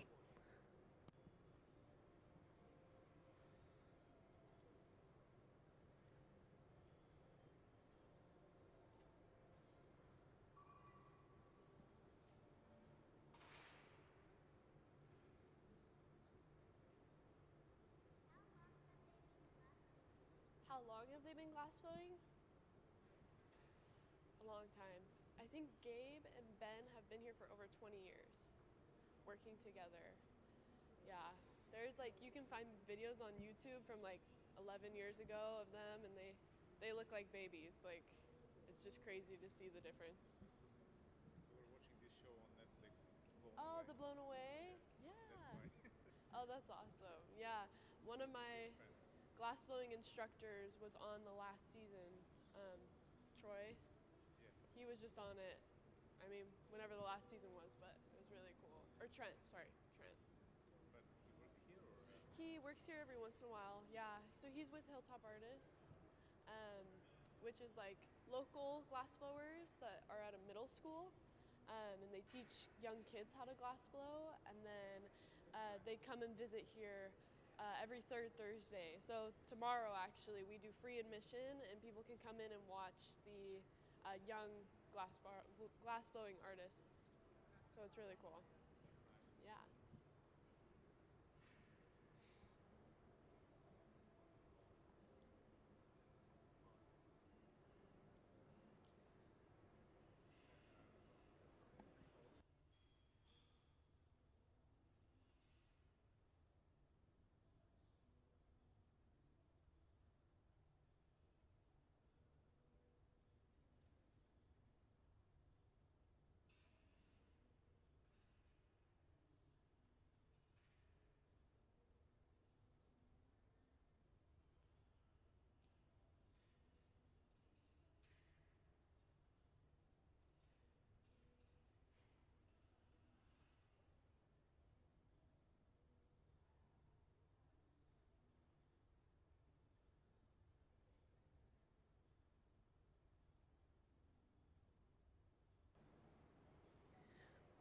All right, so we can see right now, Gabe is currently rolling out the hot glass on what we call a Marver table.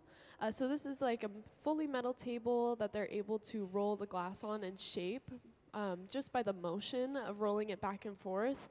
You'll see he kind of goes from the tip down, and that just rounds it all out and gets it ready for it to be blown. So eventually, they do put air into most of the things that they make here, but we do have times where we just make solid things, and they'll go in with tweezers, jacks, the different tools to kind of manipulate and shape the glass.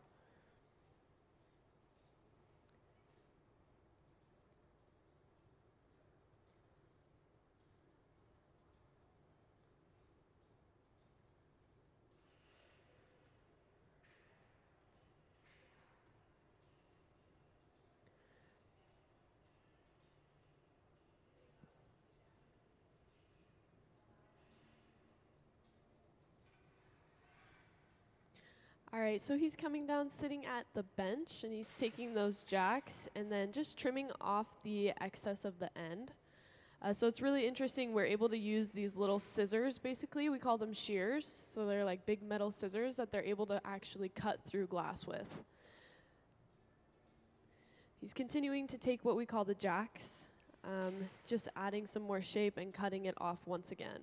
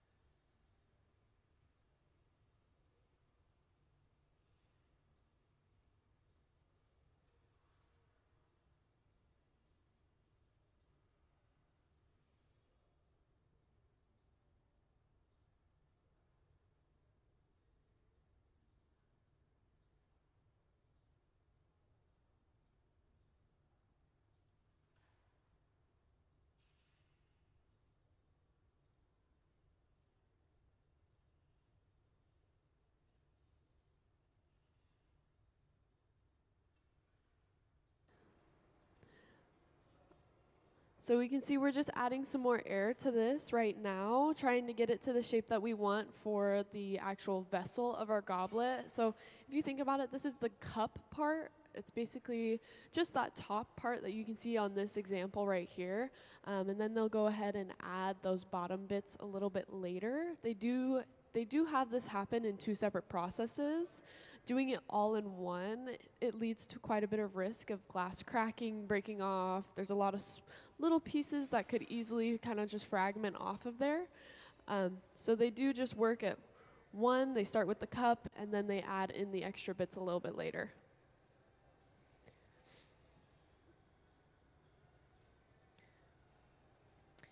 All right, so now we're gonna see they're gonna add this to the tip. That's actually where the stem of the glass is gonna go. So we have to be able to imagine that when they break it off of this pipe, it'll have an opening from blowing air into it. And that's where they'll actually stick some tools in there to open up the mouth of the glass. So we'll see them coming in with this hot glass and adding that onto there. It's basically just creating a connection point where they will be able to attach the other pieces.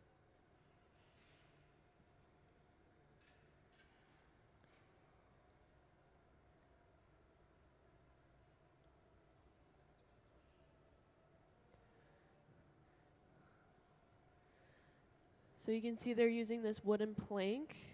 They're basically just using this to create a flat surface on that little piece of glass that they added on.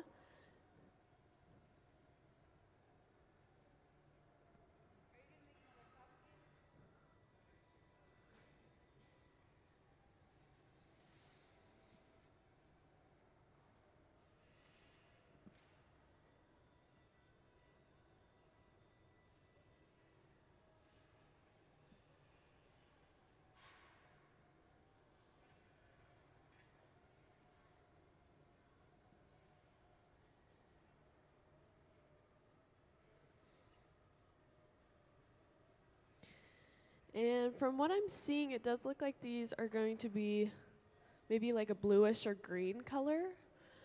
Heat does kind of change the color of what the glass will look like. So right now that it's hot, the actual color is being a little bit twisted. So you'll see it goes from being really bright orange, more of a yellowy orange, and then we start to see the actual color that it's gonna be. But we won't know the true color of it until it does fully come out, and it will be around this like bluish kind of green gray almost tone to it, but it is clear, so you can see through it.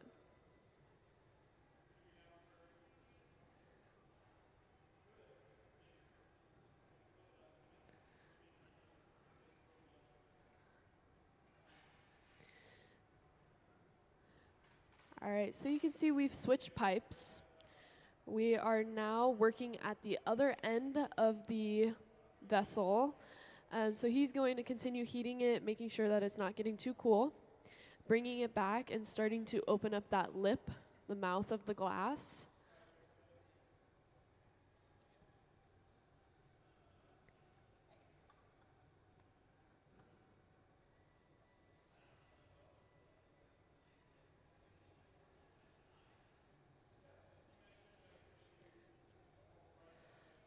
So you can see it's nice orange, it's super hot. They're able to manipulate it a little bit better now. And we have that small hole that we're gonna stick our jacks into and just start slightly opening it with a little bit of pressure being applied.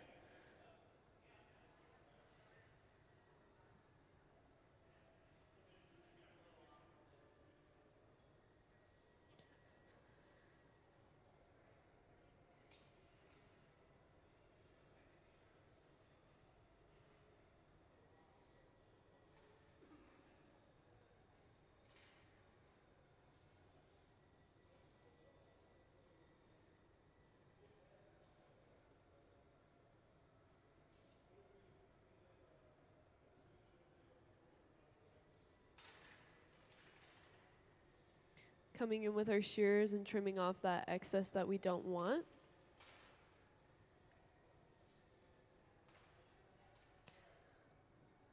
And once again, going back to our heating furnace. So you can see it's very important that we keep the glass a certain temperature.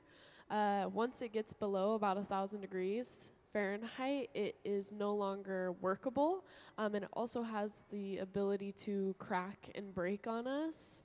And nobody likes when you've been working on a piece for so long and then boom, it just cracks on you. So they will go back and forth, making sure they're heating it properly, coming back in and starting to open up that lip.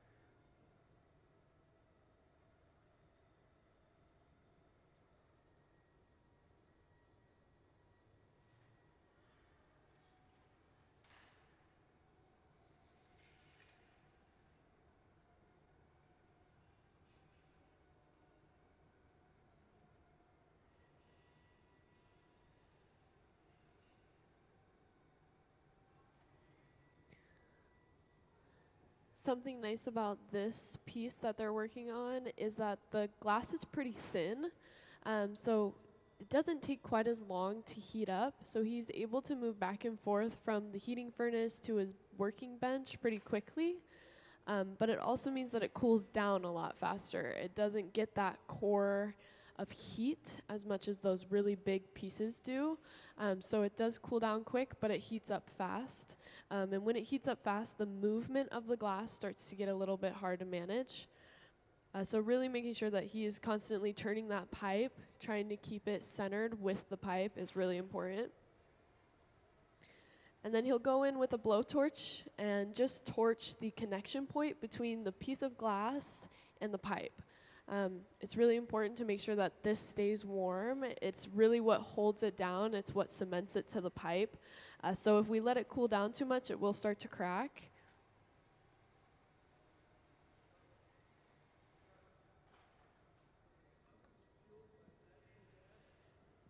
Yes, so all of our heating furnaces are fueled by natural gases. And the heating furnaces, so the big barrels that you see, we do turn off. And some of them we don't even need to use. We only have 2 of them on today. We do have a 3rd one over there that we're not using today. But the furnaces where we gather from, where we get our clear glass from, do not turn off. So we keep those running because there's a lot of glass in there, about 1,000 pounds of glass that it can. Is my mic still on? Okay, there we go. And so they don't turn it off, but it's also run by those natural gases.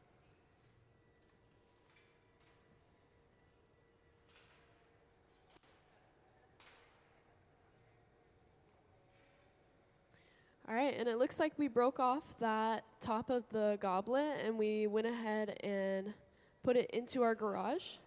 So like I said, this garage here, this box, this silver box, this is where we keep pieces of glass that we plan on using later. So it's basically like you just park it in there until you're ready to take it back out again. It keeps it at a temperature that is warm enough for it to stay solid and not crack, but also it's not too hot that it'll become fluid again and lose its shape. So the artists are able to go in and out of there and leave pieces, grab pieces. It especially helps for these really small pieces that need multiple parts being added to them.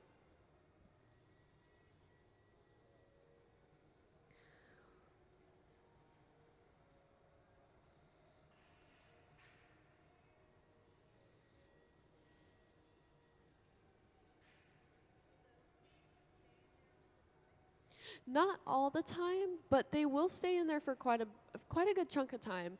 Like if we know at the beginning of the day, oh hey, we're gonna need these stems of these goblets later today. They'll make them, store them in there, and then it'll be 3 or 4 p.m. and they'll decide, okay, we need them out. So it really is just like a storage place for them. Like they're able to keep them there for the day and whatnot. But when we want to use something days later, it's not always the best option.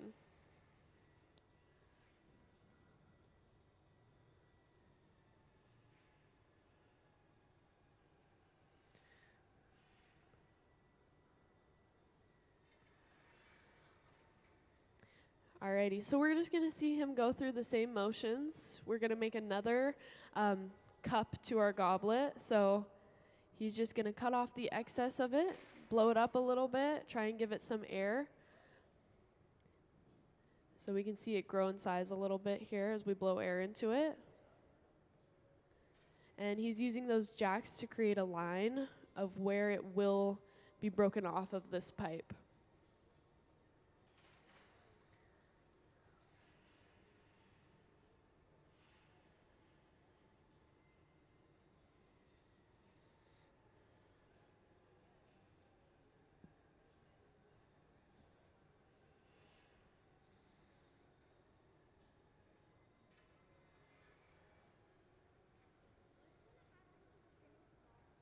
What's going to happen with the finished goblets? Yeah, so these go to our annual fundraiser. So actually we do like an auction off of them.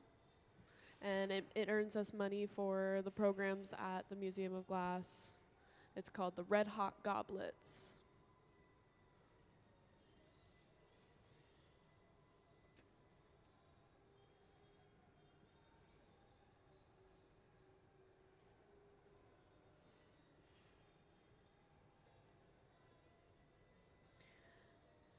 And just there we saw that Gabe was using gravity to his advantage.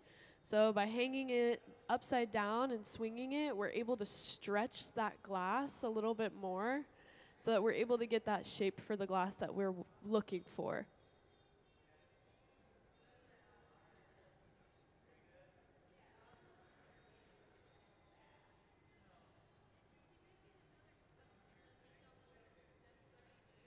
Yeah, I believe so. And we like to have quite a few. So even though we already do have one made over here on display, they do make multiples so that we're able to sell multiple out.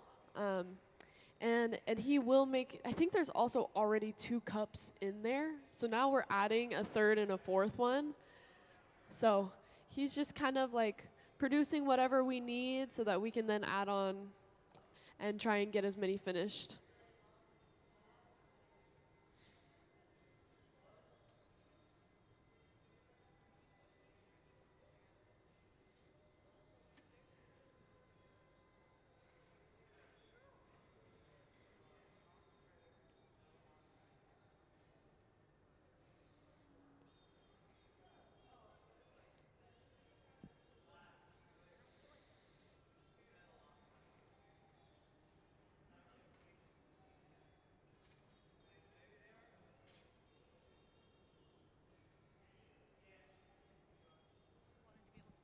Oh, yeah. That's understandable. It's a little bit hard up there.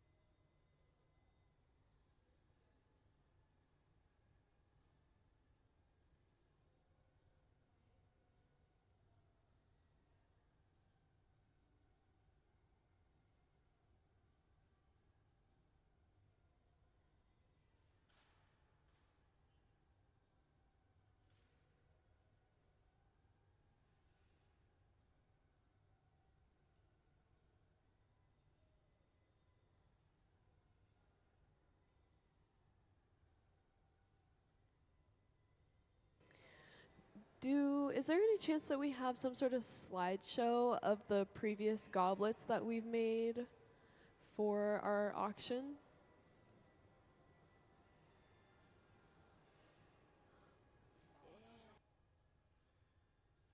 Thank you so much. All right, so these are some of the past goblets that they have made here at the museum. It's probably going to be a slideshow and go through a couple. And yeah, so this is something that we do every year.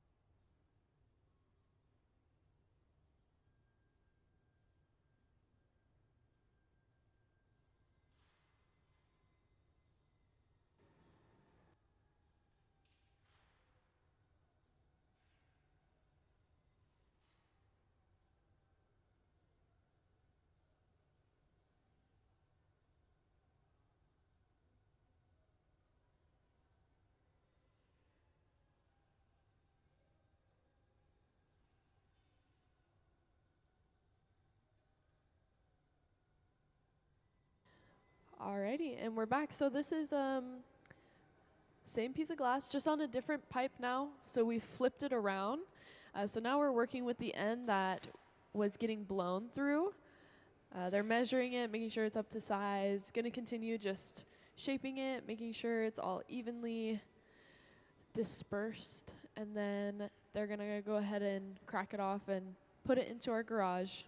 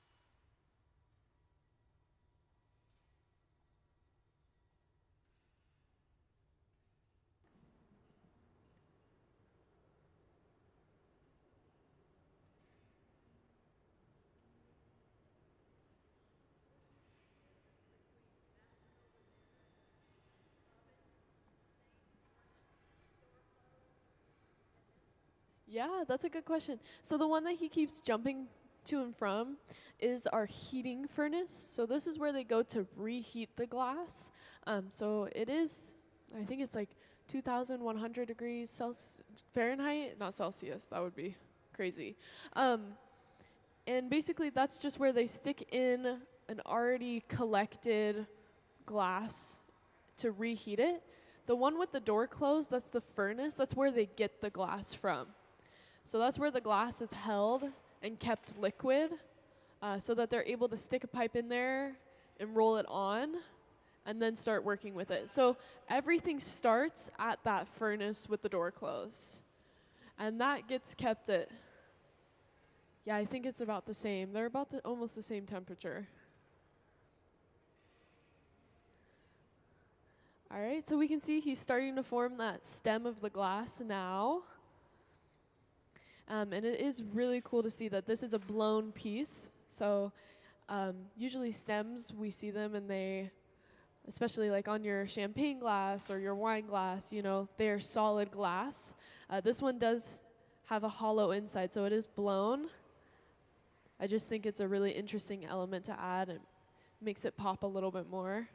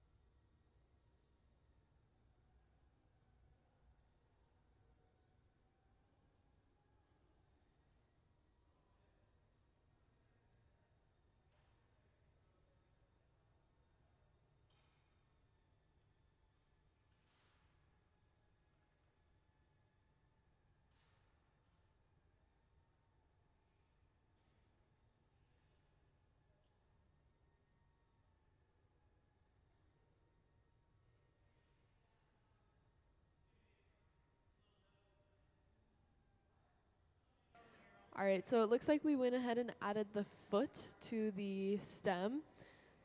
So you can see it's like a nice disc, almost like a little plate on the end of it. We went ahead and added that on, and it looks like we're now starting to get ready to add the cup onto the stem eventually.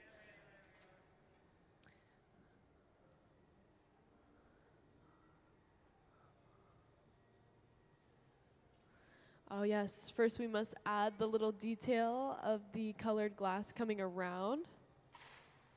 So you can see he takes that hot glass, pinches it, and drags it along.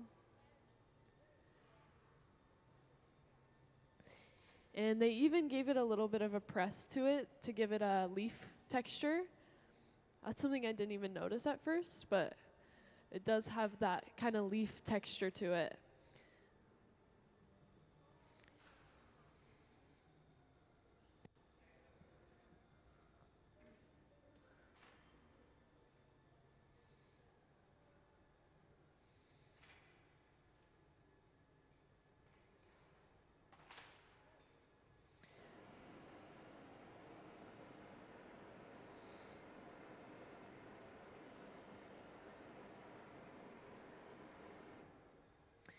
Everybody loves when we use the big blowtorch, but we just use that just to add a little bit of extra heat to the areas that need it. The smaller blowtorch is used for like precise heat, so making sure we're applying heat to a very specific area that we're trying to warm up more.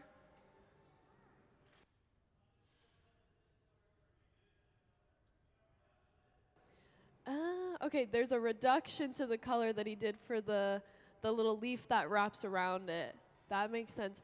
So if we look at the cup over here, the color is more of like a auburny kind of brown, like a little bit of a reddish toned brown. But when we hit it with the flame, it reduces the outside, and we get this kind of purple kind of hue to the outside of the glass.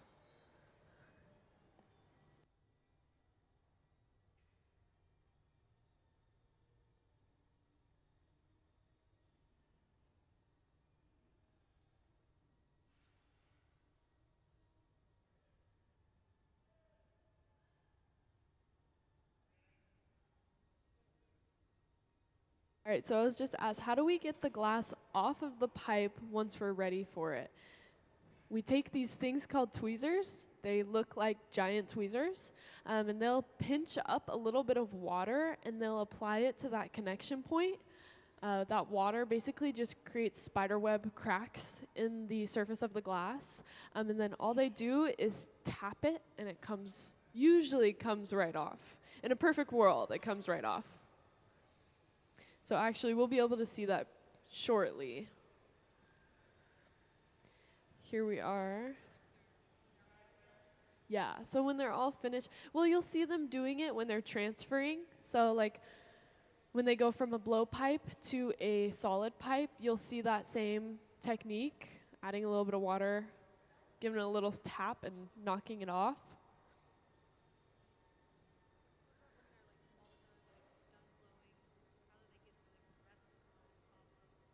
Off of the pipe, getting the rest of the glass off the pipe. If it's a blowpipe, we hold the top where we blow into it, and we dunk it into water, and then stick it in a bucket to let it dry.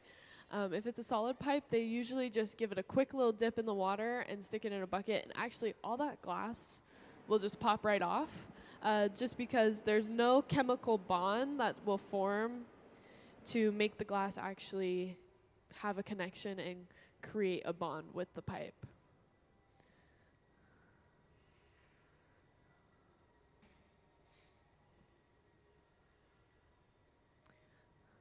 All right, so we can see we went ahead and added the top of the cup. So it is all finished. We have all of our pieces on and assembled, and now we're just going to be getting ready to break it off of its pipe.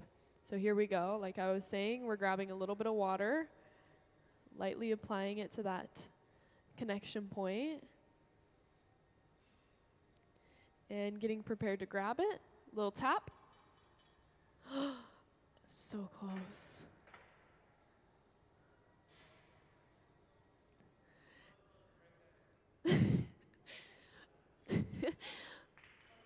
it was supposed to break there. But that's the thing about glass. It's a little bit unpredictable sometimes. But that's okay. We still put it in the garage. And this is why we make multiple cups, so that we can just continuously make a stem, add the cup, try and make it work out. So that's what they'll do now.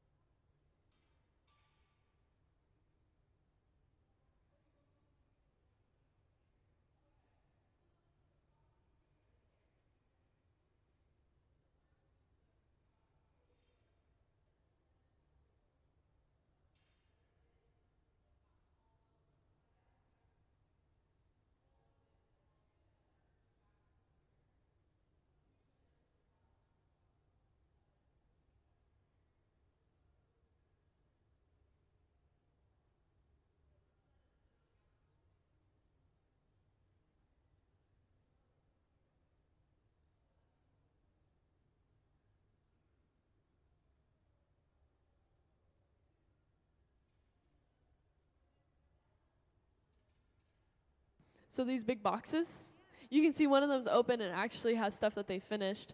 So that's a really good question. These are annealers. So these big boxes that you see, they basically are where we put finished pieces. So those pieces at one point were being worked on, were on a pipe, and then when they were finished, they were grabbed and taken in there.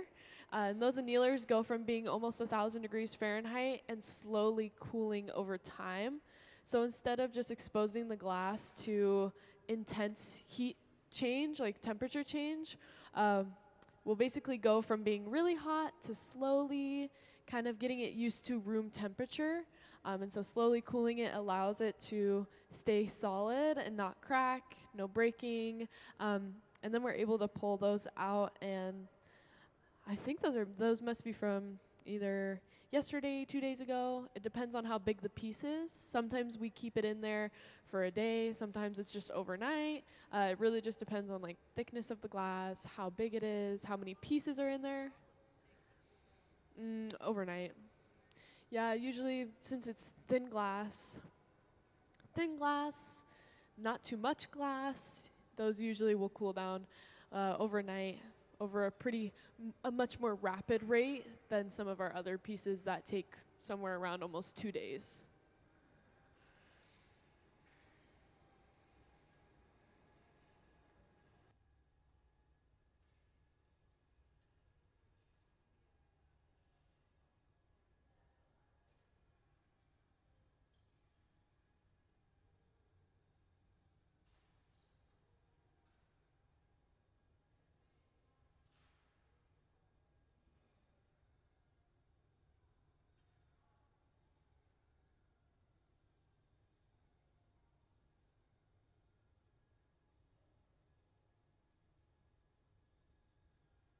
All right, we're giving it another go. We're making another stem. So just following the same steps that we did previously, shaping it with our jacks, blowing in some air to it.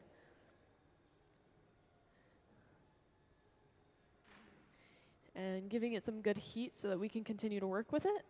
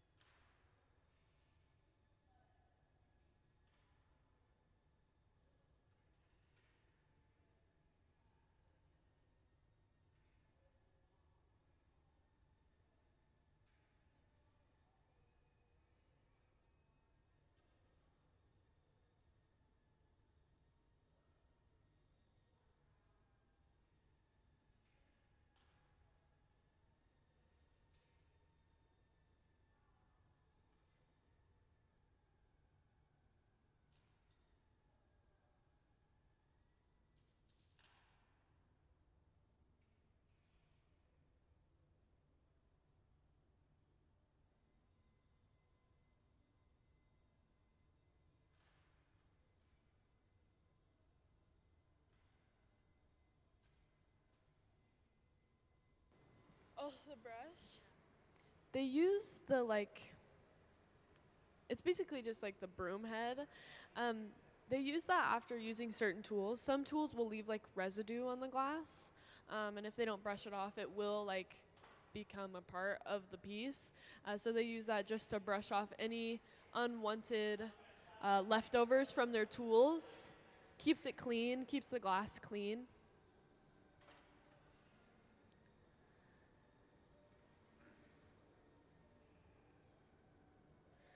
Yeah, so you can see that small little middle point, that's where it broke last time when they were trying to break it off at the base. And you can see how thin that really is. It's super thin. So it is sometimes a little bit easy for the glass to want to break there instead of at the connecting point of where it connects to the pipe.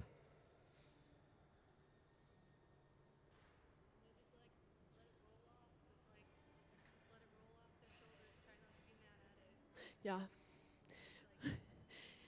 It's glass, you know, like you get it. Yeah, art sometimes doesn't work out. There's nothing wrong with that.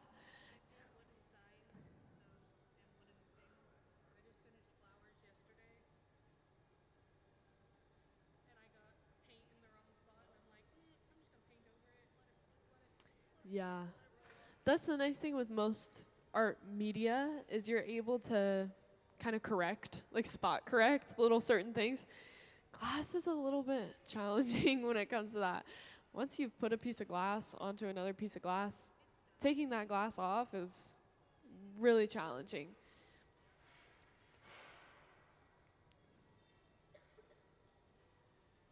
All right, so here we go, getting ready to add that like foot of the glass on. So he's cutting off this excess.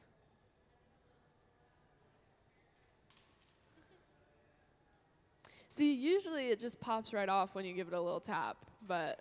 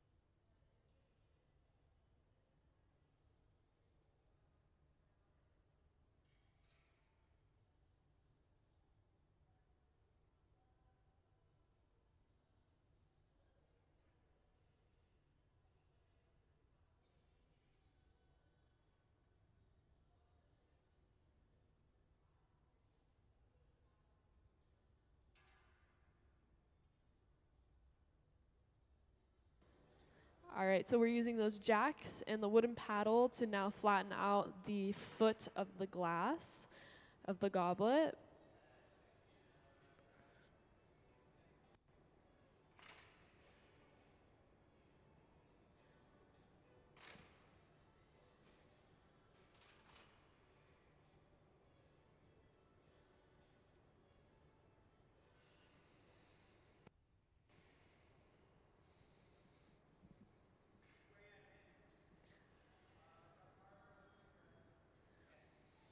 So now we're just waiting for that colored glass for the leaf to be ready.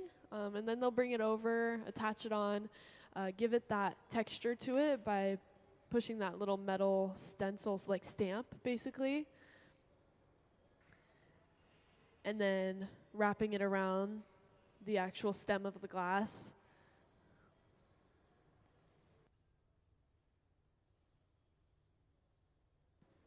So here we go. You can see he connects it, pulls it away a little bit, cuts it at an angle, flips it down, stamps it,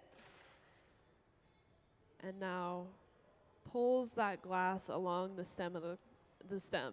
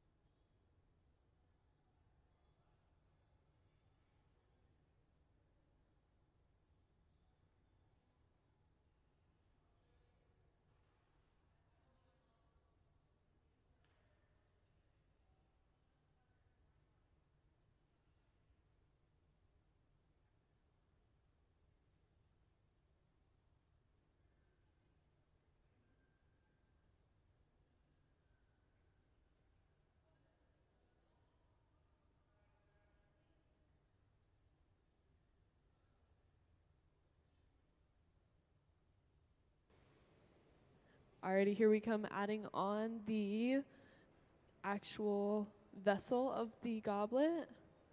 Again, making sure that connection point is nice and stable.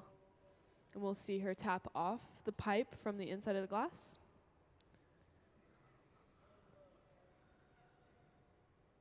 Alright. He's just making sure that the glass is centered.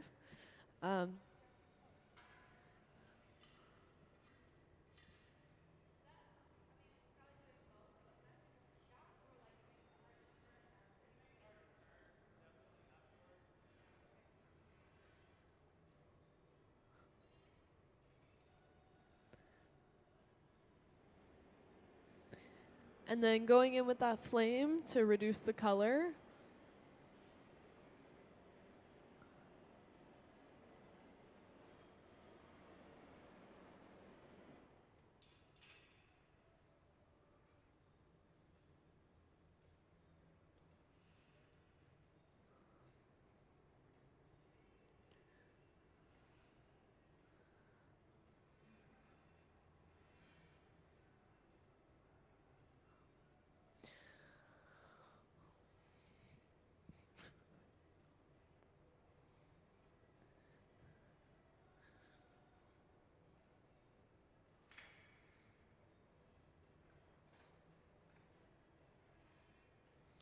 All right, going in once again with our tweezers with a little bit of water to that connection point, creating some small spider web cracks.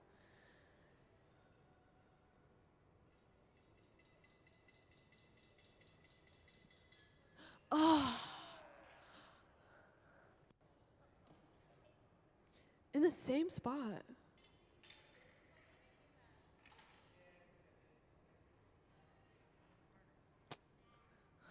They're gonna try again.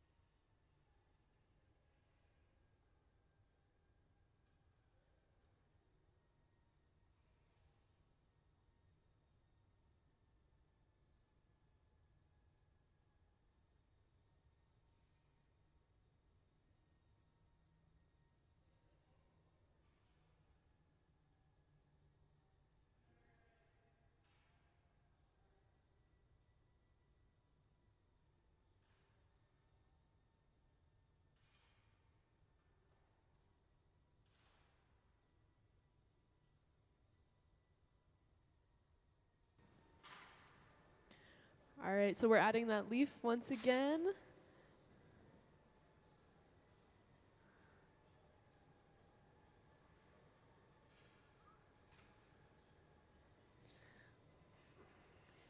And now we'll be getting ready to get the vessel, the actual cup, and adding it onto its stem.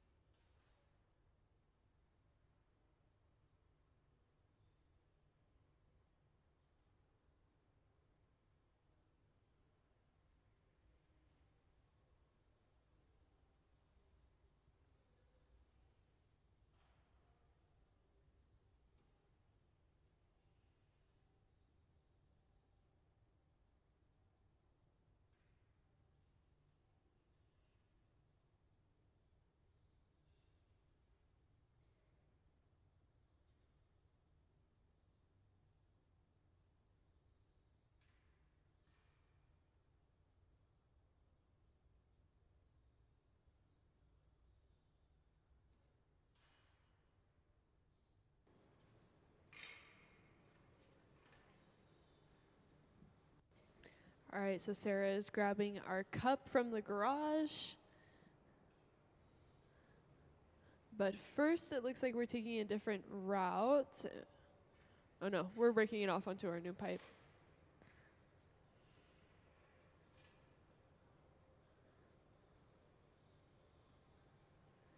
So we've switched it from one pipe to the next, so that now we're on the end where we're going to be able to add the cup onto.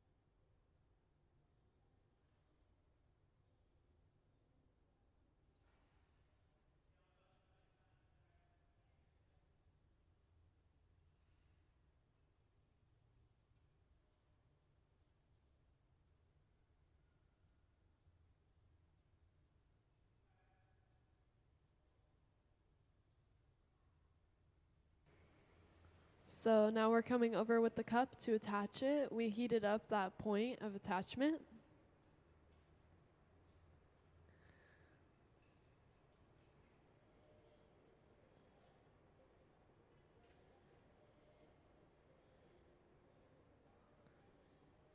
And then he's just making sure he's going to straighten it out.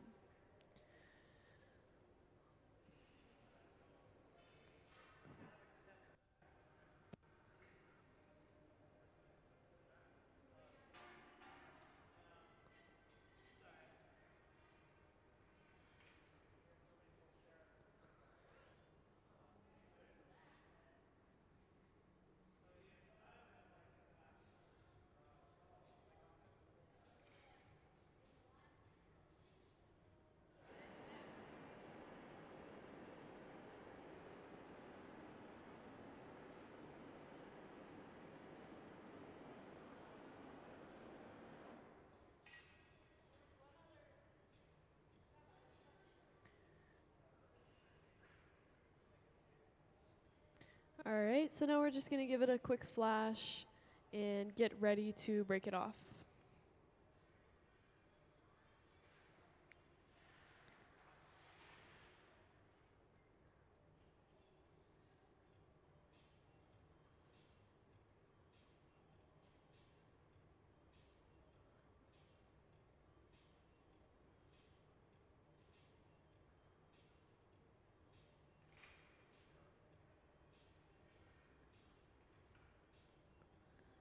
Tiny bit of water at that connection point.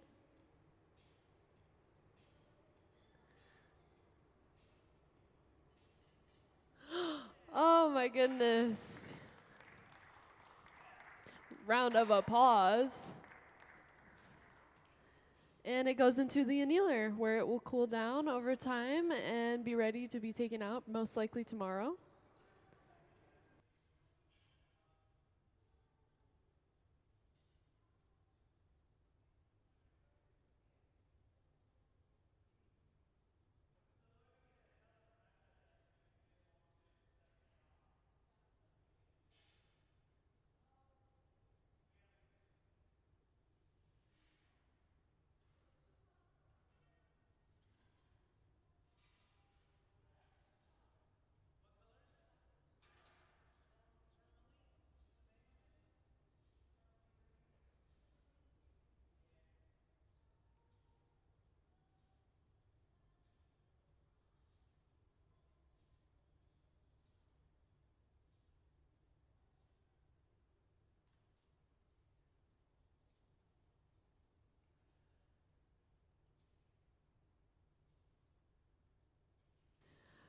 Alrighty, so yeah, we'll just be hanging out, making those tubes, basically, of the colored glass that they use for the cups.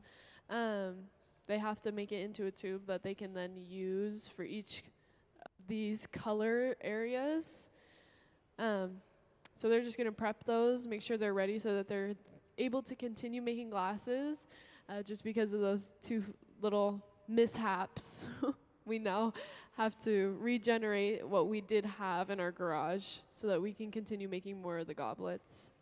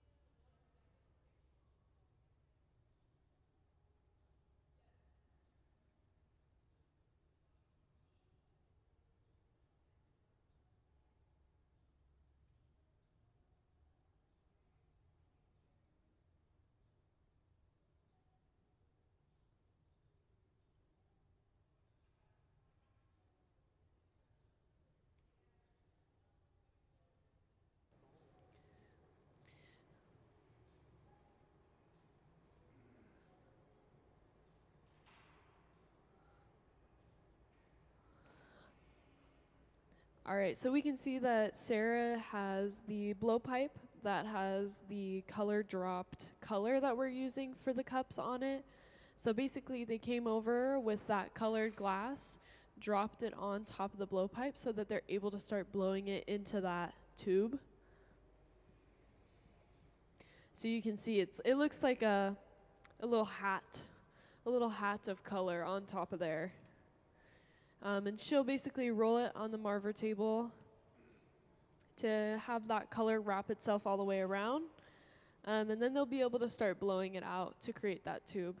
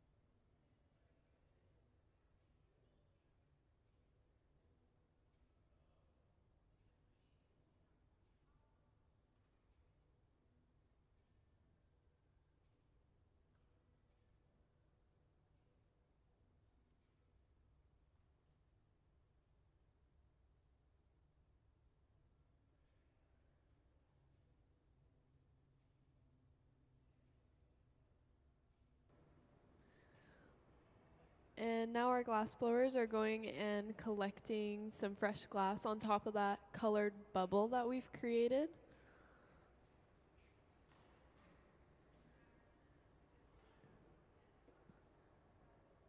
So now we have basically 3 layers, one of the clear glass, then we have the color topper in there, the color drop, and then we have more clear glass on the outside.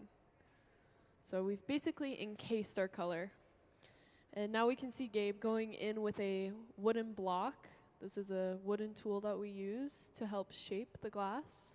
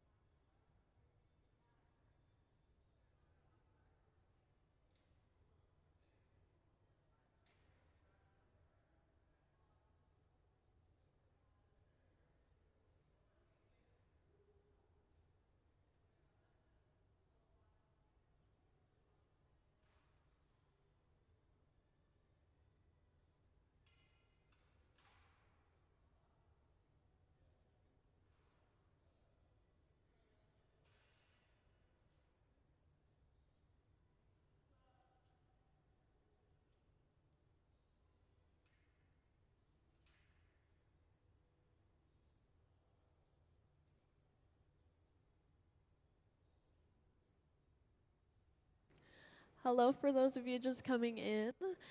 So currently we are just cutting out pieces of this tubing that we made of color. So that long piece of glass that they have is hollow on the inside. And they're basically just separating it into sections, you can see, breaking it off and putting it into our garage to let it cool down a little bit, and it's going to be used to make the cups of our goblets. So it's just color that they have to prepare ahead of time.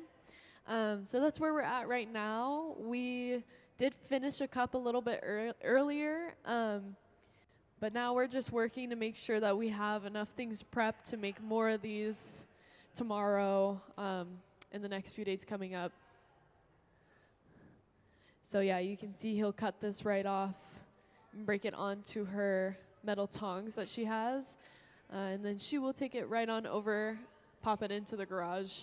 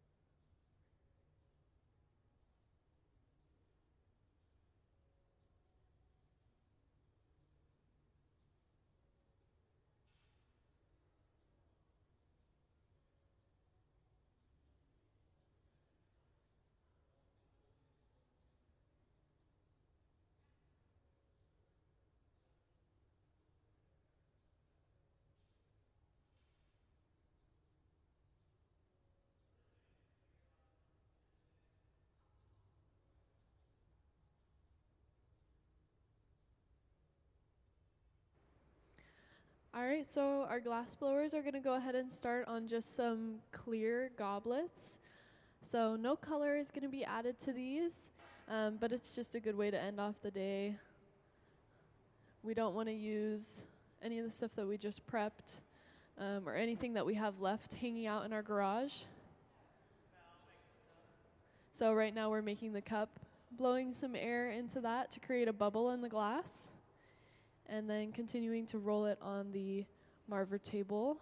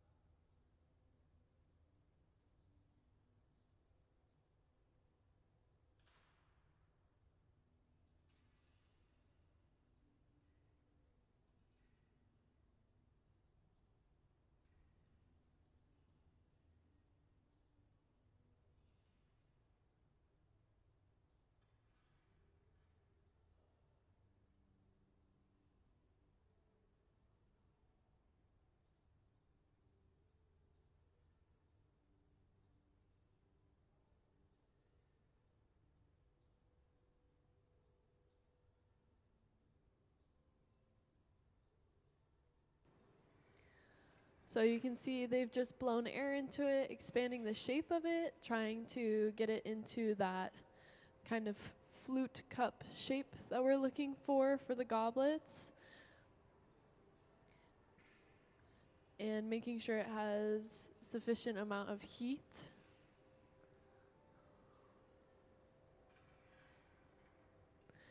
And the tools that he's using currently, those are called jacks. So it's a metal tool that they use to create indentations, to shape the glass. It can be used for a multitude of things.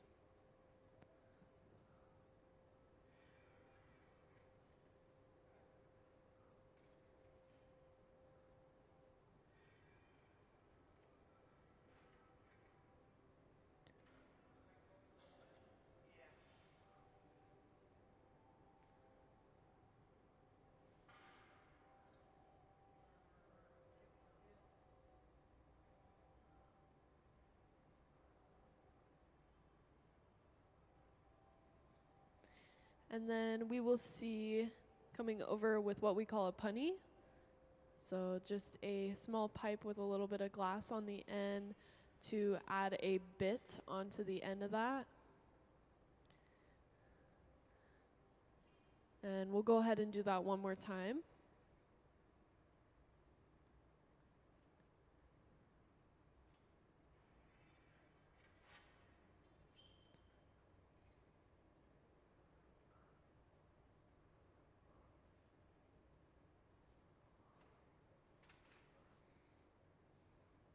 So we can kind of think of that area as like the connection between where the cup will meet the stem of the glass.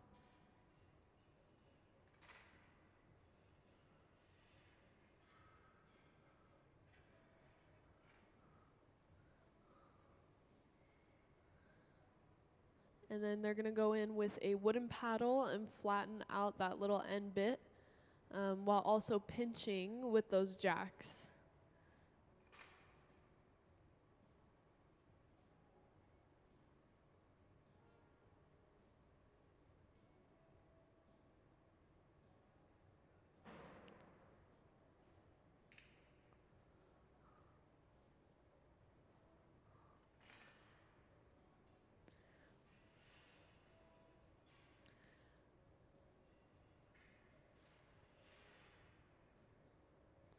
We went ahead and did a little flash of heat. And now we're going to come in with the pipe that we're going to transition onto. So we will no longer be on a blowpipe. We won't be adding any more air, but we want to work from the other end. So we go ahead and break it off.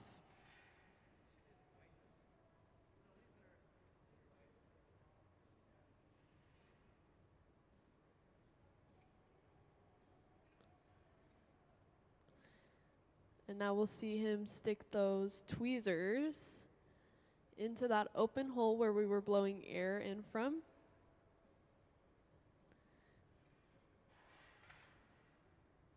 And now we'll go ahead and start opening that up to create the mouth of the cup, the lip.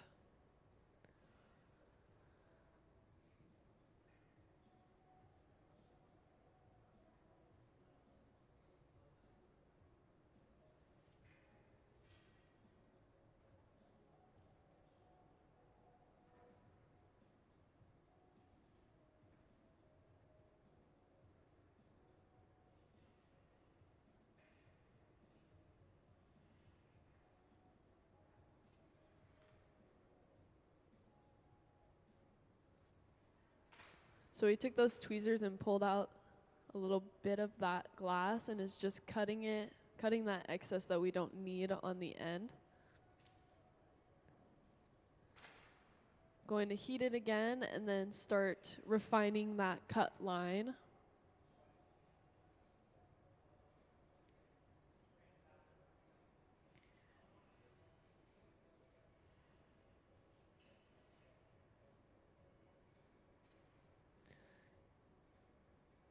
So you can see he sticks those jacks in there along with the paddle to kind of keep it flat, making sure that we're not overextending the opening.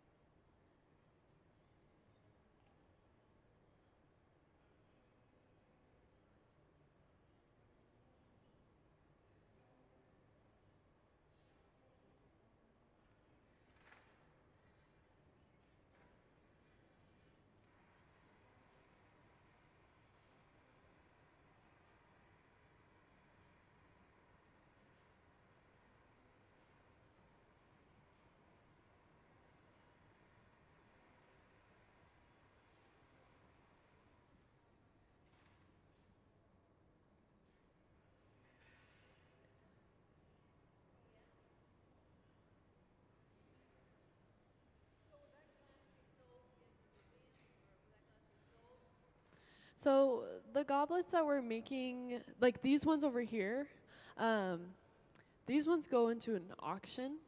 So these are made every single year for a auction that we do. And this is just like, I mean, this is basically just practicing, getting that shape right. Since it's clear, it most likely won't go anywhere. It's just more of like practice and getting down those techniques to achieve this over here. It's auctioned, so the price could be anywhere. I don't actually have a very good idea of what they usually, what price they usually get up to. 250 a stem. Yeah. And we have, I could show you a slideshow of the ones we've done in the past. Can we go ahead and see the goblet slideshow?